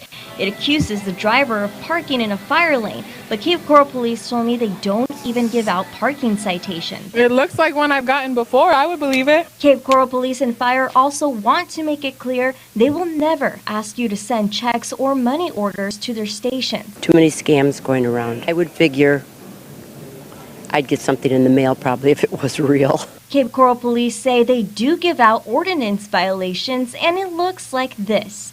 It's a notice to appear form after a parking violation. I was just warned. That's usually what happens first before a real ticket. I would have checked on it, I think, first before I sent money. And that's what you should do if you see any of these or other suspicious slips on your car windshield. So you gotta be careful, especially being tourists too, because you never know. And it's real easy to make a company, CCFD would be, kind of. It looks like one. It's just kind of wild that so many companies are out there, or so many scammers are out there thinking of new ways. I mean, I would probably have thought it was real too until I saw this, and I thought, oh, okay. So it does look like a real thing. I mean, they went to the trouble of printing out these things and filling it out like a real one, and so that's how they get you. So they keep coming up with these new ways of finding ways to steal your money. I just can't stand. I just can't understand why they get away with that. Well, I guess they aren't getting away with it. But anyway. This one is kind of funny. A woman who wrote a book on grief after her husband's death is now charged with his murder. Jeez. I mean, you know, if I did it, if I would have killed my significant other, I would not write a book about it or about the grief of it, because I would want people to just forget about it and not have to have them pointing the finger back at me. And in this particular case, there was a lot of stuff that led them to her that wasn't just this. This was just the major thing. It says, after her husband died last year, she wrote a children's book on grief. Now she's charged with murder. Curie Richens was arrested Monday in Utah and accused of charging documents? Accused in charging documents of poisoning her husband with a lethal dose. Oh, so she took it and she's accused of charging documents accused in charging. That sentence doesn't make sense. Accused in documents of she took these documents and she poisoned her husband with a lethal dose of fentanyl at their home in Kansas, or in Camas, a small mountain town in Park City. Prosecutors allege that Richens called the authorities in the middle of the night in March 2022 to report her husband, Eric Richens, was cold to the touch. The mother of three told officers that she made her husband a mixed vodka drink to celebrate him selling a home, and then went to soothe one of the children to sleep in their bedroom. She later returned upon finding her husband unresponsive and called 911. The medical examiner later found 5 times the lethal dosage of fentanyl in his system. In addition to murder charges, Richens also faces charges involving the alleged possession of GHB, a narcolepsy drug frequently used in recreational settings, including dance clubs. The charges, which are based on an officer's interactions with Richens that night and the account of the unnamed acquaintance who claims to have sold her the fentanyl, come 2 months after Richens. So they arrested this guy who sold her the fentanyl. 2 months after Richens appeared on a local television to promote Are You With Me, a picture book she wrote to help children cope with the death of a loved one. For a segment entitled Good Things Utah, Richens called her husband's death unexpected and described how it sent her and her 3 children reeling. For children, she said, grieving was about making sure that their spirit is always alive in your home. It's, explaining to my kid that just because he's not present here with us physically doesn't mean his presence isn't here with us. And so she actually killed him. In the charging documents, it says, is that what it said? It said something like that. It says, is accused in charging, it says, is accused in charging documents of possessing her husband with lethal dose of fentanyl. It just doesn't make sense to me. I don't know. But anyway, I'm glad she got caught, because she apparently killed him with fentanyl. So, and that's a really nasty drug. That'll kill you quicker than anything if you just abuse it. I mean, Pam was on fentanyl for a long time, and I think that's one of the things that did kill her. But That's a whole other thing. Anyway, yeah. She should have kept her mouth shut and didn't write a book. She might have been better off. So, all right. I did that last week. I don't know why that's in there. Oh, this is weird. So, in Colorado, this mom spent her life savings to buy her first house. Days after she moved in, she found 10 snakes living in the home's walls. Ugh. Whew. That's kind of scary. I would have thought that they would have, I don't know, I would imagine that all home sales got to be similar, where you got to have them inspect it and all that stuff, but I don't know if maybe that area doesn't have the same rules. I don't know. It seems like that would be an unlikely thing to find in your house, but maybe it's, anyway, says here, a woman was shocked to discover that her 4-bedroom, 2-bathroom house in Centennial, Colorado was infested with snakes. In less than 2 weeks, Amber Hall found 10 snakes living in the walls of her garage. You know, I'm out in the middle of nowhere. When I first moved in here, we had a copperhead in the sunroom, and then we found a snake somewhere. It was downstairs. It was in the studio here. And we found a couple snakes, but, we live in the middle of the country, so it is possible that we could have snake issues, especially since nobody lived here for a little while because they moved out of the house and was trying to sell it. Anyway, in less than 2 weeks, she found 10 snakes in the walls of the garage. She discovered the unwelcome visitors slithering up the wall when she caught her dog staring at the back of the garage. She found her first snake coiled up next to the door in a crevice, and she put her hand in the wall above. She could feel the warmth, which she believed emanated from more snakes. Man, that would be freaky. My kids and I are afraid to sleep in our beds, afraid to use the restroom because the snakes might come out of the toilets. I can't unpack any of my stuff. I'm definitely afraid there are snakes in the boxes or under the boxes.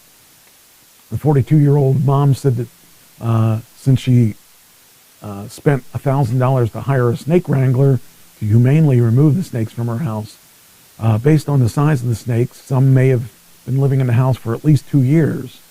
A spokesperson for the real estate company told Denver 7 that this was the first time they heard about this problem, and if they had seen the snakes, they would have told her. Hall added that she may not feel comfortable living in a home until she rips up the concrete and locates where they're living. This is my first home. I've worked, it's funny because the house that I live in, the back garage, every spring, whenever I would open up the back garage, I'd find snake skins, and they would go up against things and they'd shed their skin. I never saw too many in the house. Like I said, I only saw, I think 2, maybe 3 in the house, and that was when I first moved in. But, I haven't seen any since then. And but in the garage, in the back garage, I've seen snakes. One time I opened the back garage and a snake fell on top of me. It was a garter snake, but it was still, it freaked me out. But I haven't seen any back there in the past couple of years. Actually, since Lisa left. Huh. Interesting. But anyway, just kind of funny that, well, not funny really, because it freaked everybody out. It would freak me out if I saw them again. But I'm in the country, so that could happen. I could see snakes again, but I don't think I'm going to see. We had that giant snake in the. I wonder if I have pictures of that. I'll have to see if I can dig up the pictures of that, because there was a giant snake. It was like a 12-foot black snake that was in the house. It was in the sunroom. I forgot about that one. That was a big one. But I never saw him because when I got home, apparently Pam had put it into a garbage can and and threw it out into the woods. But she took pictures of it, and it scared the freaking life out of me a little bit because that was a big snake. But anytime I see giant snakes, I don't have problems with giant snakes. I just don't want them in my house. So,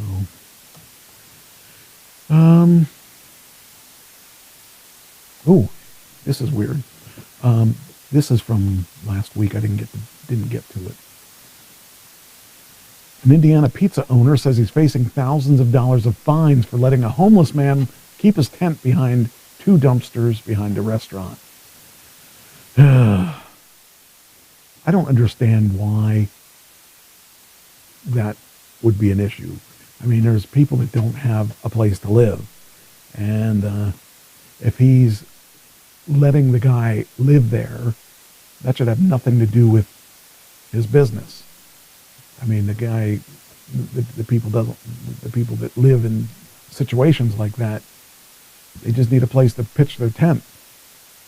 But apparently that's not what our government says. Pizza owner says city officials are threatening him with thousands of dollars in fines for allowing a homeless man to sleep in a tent next to the dumpster behind his restaurant. Eric Weber, the owner of The Slice in Indiana, says town officials wanted to evict the man who's living behind his property. Weber recently received a $500 fine, which said the tent was a structure that violated the city ordinance for land use. The fine would increase rapidly every day and could eventually swell to more than $7,000 per day.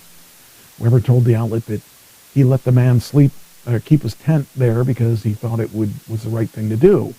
If you're looking at the greater good in this situation, the aesthetics of the alley and taking care of a homeless person, which one makes more sense? Weber told the outlet he had tried to help the man for years, and he thought forcing him to leave would create a pattern of displacement that would make his situation worse. Either you kick him down the road until somebody complains, and then he gets kicked down the road again, or you deal with it.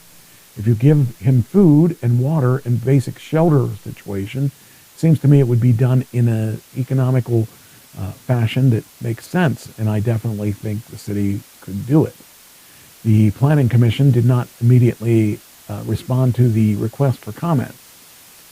There's so many homeless people out there, and whether they're homeless by choice or homeless by their situation, it shouldn't matter.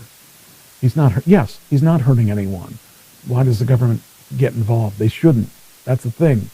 It's just nobody's complaining except the government or maybe some snobs that say, oh, the way it looks. Well, I think it looks worse if you aren't humane with these people. A lot of these people didn't do it by their choice. A lot of these people did it because they have to. And, I don't know. I just think it's crazy. The number of homeless people has increased in recent years.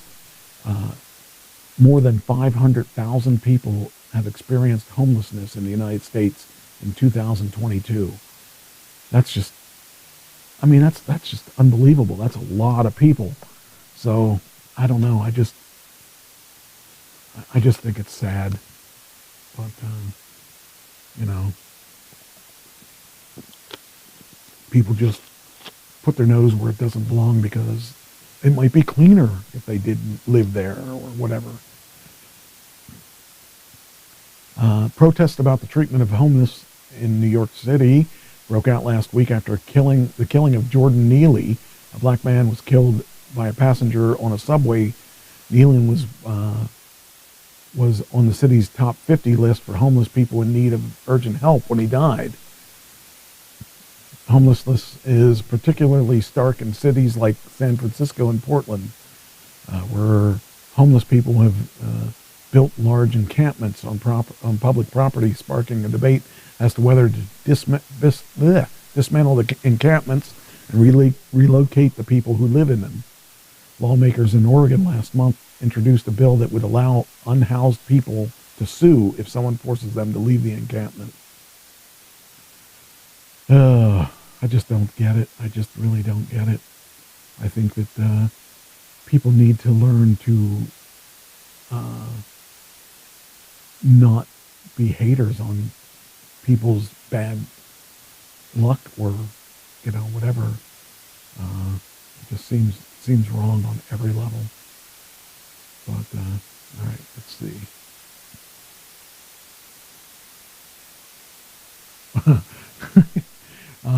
I think I'm done staying at Hilton's after this new article here. Hilton hotel manager arrested for waking up a guest by sucking on his toes. Oh man, this world's going crazy. We got people trying to rip off people for not parking in wrong places. We got people who are forcing the homeless people not to be in their neighborhood. And then we've got people that are breaking into hotels, managers breaking into hotels so they can suck people's toes. Oof. I've never been a toe person. I've never been a foot person. I mean, I'm pro-foot, don't get me wrong. I think we all should have two. But I don't really want to suck anybody's toes. David Neal, 52, is charged with aggravated burglary and assault for entering a male guest's room and sucking on his toes. Jeez. Nashville police were dispatched shortly after 5 a.m. Where a Hilton hotel resides. And it says, while investigating the complaint, officers discovered that Neal, working as a night manager at the time, made a key card and entered the guest's room. The guest then woke up to find Neal sucking on his toes, which he immediately confronted. The guest recognized Neal because the day before he came into the room with another employee to fix an issue with the television. Neal claimed that he entered the room because he smelled smoke and was checking on the victim. However, the night manager did not report the issue to security. Furthermore, no other resident reported smelling smoke. I guess he had hot feet, When officers asked where the room key was, Neal replied that he threw it away.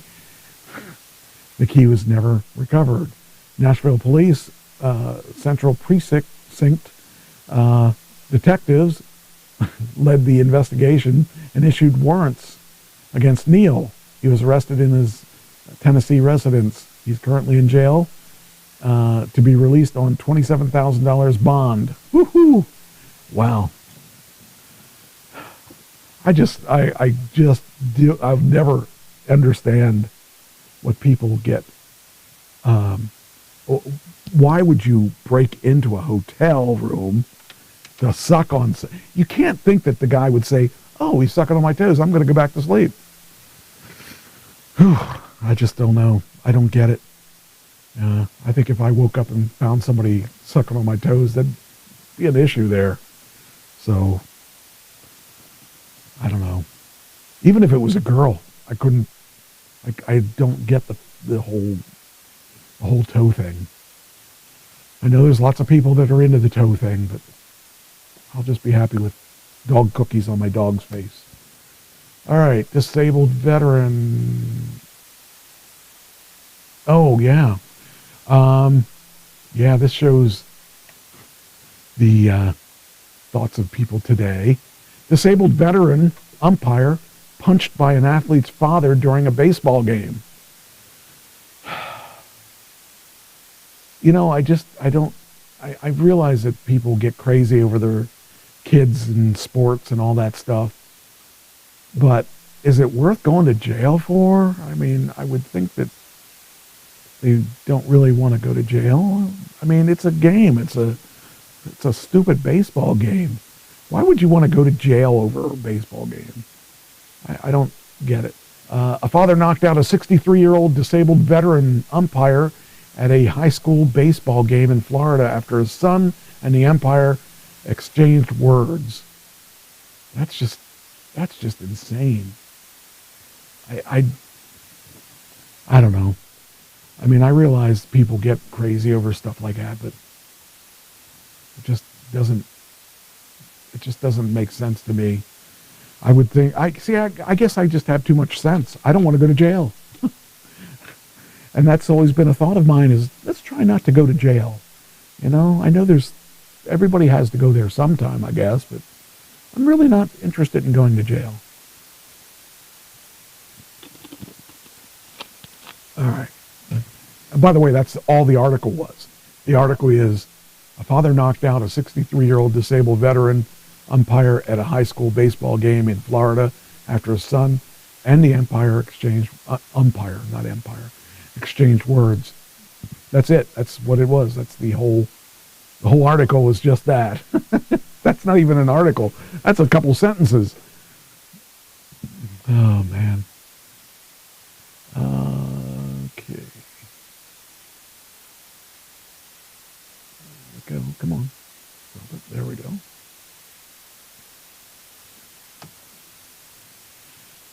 I could do... Okay, yeah, this one here is really weird. So, we have all kinds of fast food places to go.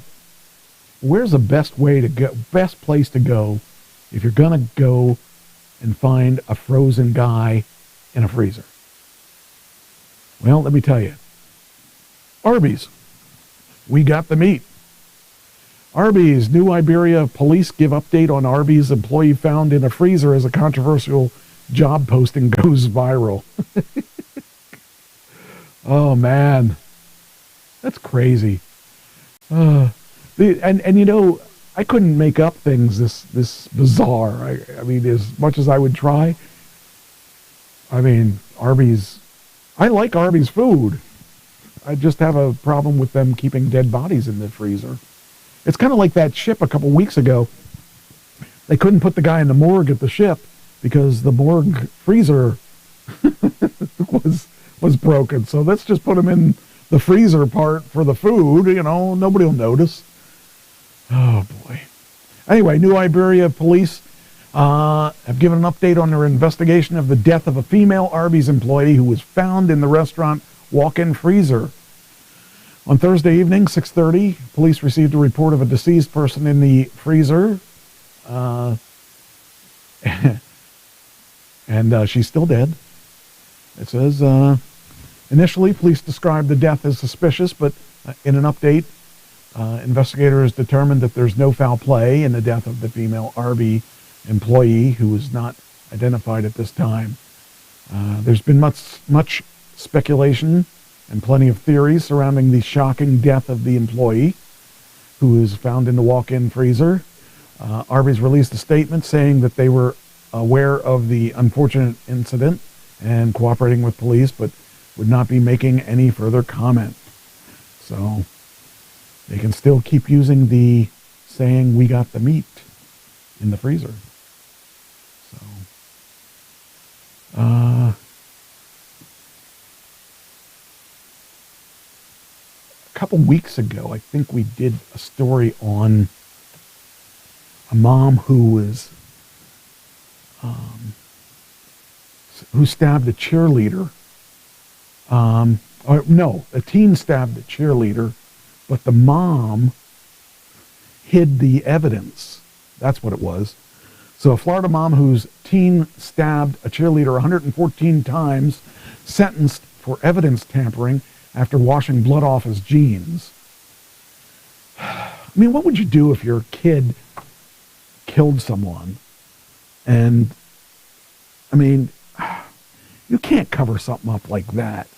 Where, I mean, if the kid was that disturbed that he actually killed someone, and there he is, there's the kid. I mean, he's really young. But the mother's no better because she went and covered it all up. I don't know. I don't know what's going on with this world. Why would... Oh, is this the one I just did? No. Okay, good. Okay. Yeah, so she's going to jail too. And her son, I don't know if her son should go to jail, definitely, for killing that person. Let's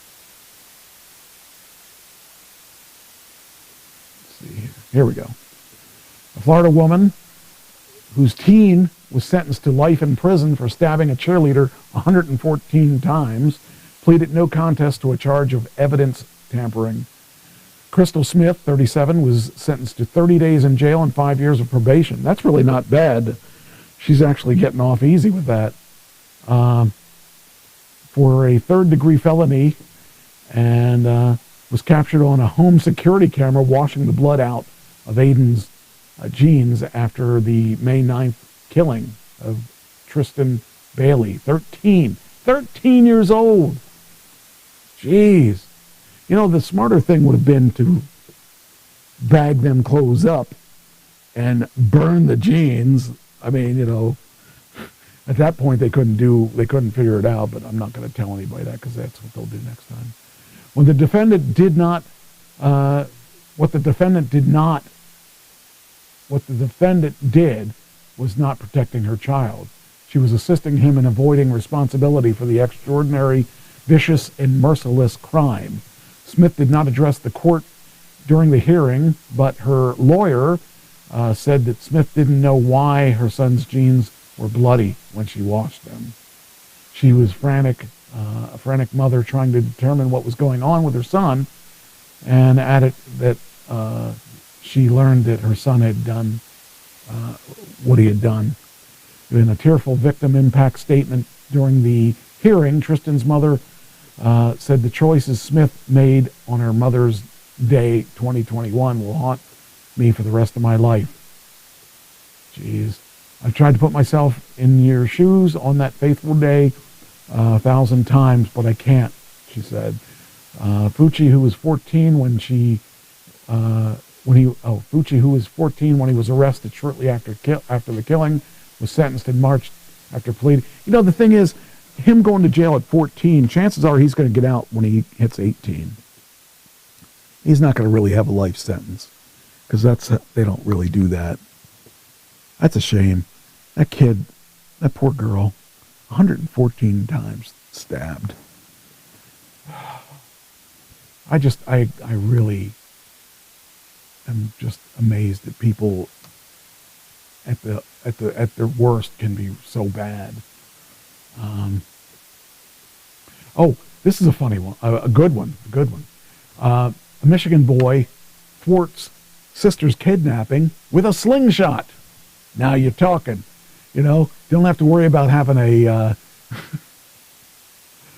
AR-15. You could just knock them out with a slingshot. This kid's a freaking hero that he actually was able to stop his sister from being kidnapped with a slingshot. I mean, what a good shot too. That's crazy stuff. So here's the deal. 13-year-old boy came to his sister's rescue when a 17-year-old tried to abduct her while she was hunting for mushrooms in her backyard in Michigan.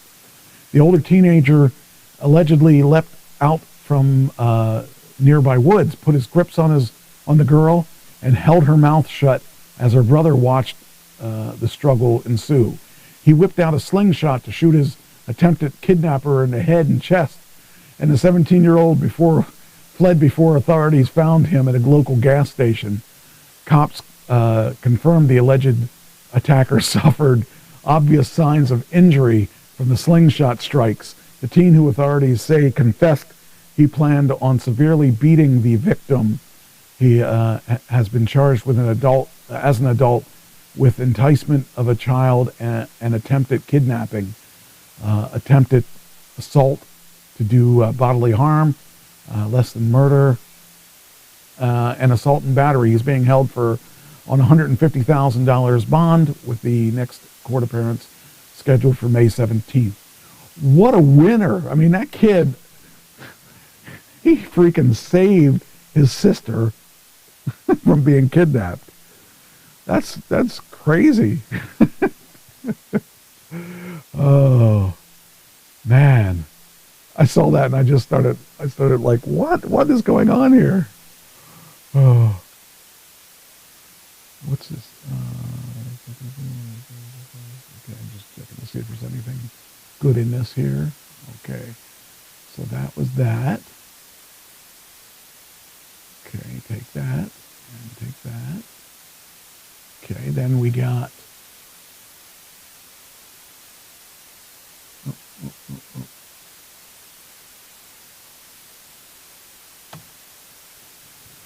Brave Kid. Yes, it is. Yes, he is.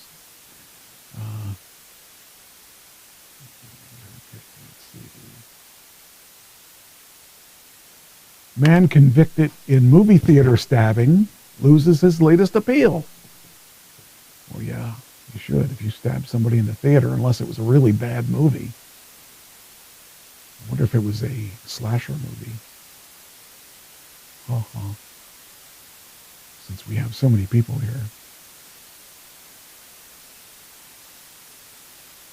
Okay, go. Got that. Okay. And then Facebook. Oh. Okay. So, where'd it go? There it is. Los Angeles. A man convicted of stabbing a moviegoer with a digital thermometer and injuring 2 other men who tried to intervene after his companion was asked to turn off her cell phone at a Lancaster movie theater lost his latest appeal. The 3-justice panel from California's 2nd District of Appeal rejected Landry Bullard's claim that he could not be convicted of attempted murder under the state's current law. Bullard, now 52, is serving a state prison sentence of 40 years and 4 months to life. He was convicted of 1 count each of attempted murder and possession of a firearm by a felon, and 2 counts of assault with a deadly weapon involving the February 20th, 2010 attack on a moviegoer during a showing of Shutter Island. Wow, that wasn't even that great of a movie. It was... In its 19-page opinion, the appellate court panel noted that the moviegoer had asked Bullard's companion to turn off her cell phone, and she answered it and began talking during a movie. That is one of my biggest pet peeves in a theater. When you're there to see a movie, turn your phone off. You shouldn't be looking at your phone during a movie because the light distracts other people. It's just... and I actually had somebody answer their call in the middle of a movie one time and have a conversation with them. You know, there's just no reason to have your phone. If you can't put your phone away for 2 hours, you shouldn't go to the movie. You can't really enjoy the movie if you're talking on the phone, and it just irritates everybody else. Anyway, Bullard left the theater and returned later to stab the moviegoer in the neck. He was identified through an anonymous tip and arrested less than 3 weeks later. The thermometer, which had 5 to 6 panel, which had a 5 to 6 inch metal rod, I think it's supposed to be rod, was found in the aisle of the theater and was determined to be the same kind of thermometer used by students in air conditioning technician program that the defendant had attended. And in 2012, the state appeals court panel rejected his claim that there was insufficient evidence to convict him of assault with a deadly weapon involving a man who tackled the defendant following the attack on the moviegoer. The appeal did not challenge Bullard's conviction for attempted murder of the moviegoer, who suffered permanent vision damage, or for assault of a deadly weapon on another man who struggled with Bullard after the attack. If I'm going to go to jail, I want to do something really cool, and I want to make sure that I can be proud of something. But to stab somebody with a freaking thermometer, I mean, he's gone away for a little while, and that's all because of that girlfriend. He probably isn't with her anymore anyway, and so I would not really want to do that. All right, so we had the coronation of the king, which I think is ridiculous, by the way. And there was a person who was accused of being Meghan Markle in disguise.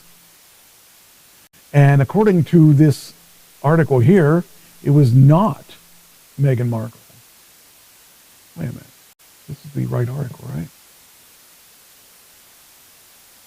Now I gotta. Seems like this doesn't look like the right article. Hold on. I gotta figure out how I figured this out.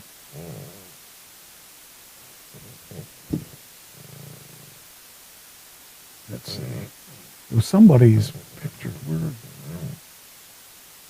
I gotta figure this out. Okay, maybe it's the wrong article, but that's what it said.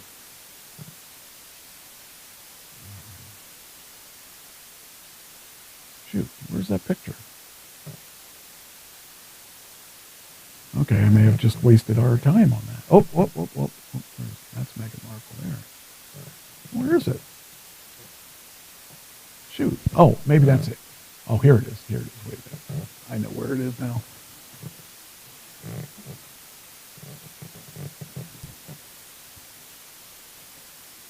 Okay, this is not Meghan Markle. And supposedly there was a big to-do about this, and he's a Welsh composer, and he wants you to know he wasn't Meghan Markle in disguise. Apparently this was a big controversy, so... The internet, the conspiracy theory started racing online after last Saturday's coronation of King Charles. Now, the idea behind it, that the Duchess of Sussex had donned a shaggy wig, glasses, and a big and impressive fake mustache to attend the ceremony incognito. People tweeted, "Almost had me fooled, and you're not fooling us." That's not Meghan Markle. It's Sir Carl Jenkins, a very famous Welsh composer who was knighted by Queen Elizabeth in 2015. And he joins us right now. Sir Carl Jenkins, thanks so much for joining us. Look, I'm going to be honest. I watched your TikTok video. That seems like something Meghan Markle would say if she was trying to confuse people and stay in disguise. Can you confirm that was, in fact, you, sir? Yeah, it was I. Yes, I was there. This person. It would have been impossible for anyone to get into the Abbey because of the security. You had to present 2 photo IDs, a utility bill with an address on. No one could have got through that. And kind of typical aircraft kind of security scanning as well. So no one got through. Can I just ask, like, when did you hear about this, and what was your reaction? Because this spread like wildfire. There are millions of views. Everybody kind of talking about it. I think the New York Post wrote about it as well. When did you find out? Well, it was kind of very sudden. It was the next day when my publisher, Moosey and Hawkes, my record label, Decca, kind of rang me up and said there's some movement here on... And the thing is, they don't even look even a little alike. on social media. I mean, I don't do social media, I have a Facebook page, but my publisher runs that. So I know there's been a lot of activity on TikTok that picked up on something I did. Yeah, people sometimes do come up to me in the street, but it's been ridiculous this last week. People buy me drinks in pubs and pointing to me, saying you're at the wedding. I said, the reason I was there is I wrote a piece of music. It was a harp concert, in fact, that I wrote for King Charles when he was the Prince of Wales. And he selected that for one of the pieces during the ceremony. So that's why I was there as a composer. They can look up my website and see me there in all my glory, if you like. So, all my glory. And I know I met Meghan and Harry twice. Once was when I did a concert for them for his charity, Combat Stress and Help the Heroes, 2 military charities, and we performed. So that, for the record, was not Meghan Markle. So, all right, with that, I'm going to end the show now. I will talk to you guys next week, and have a good one, and talk to you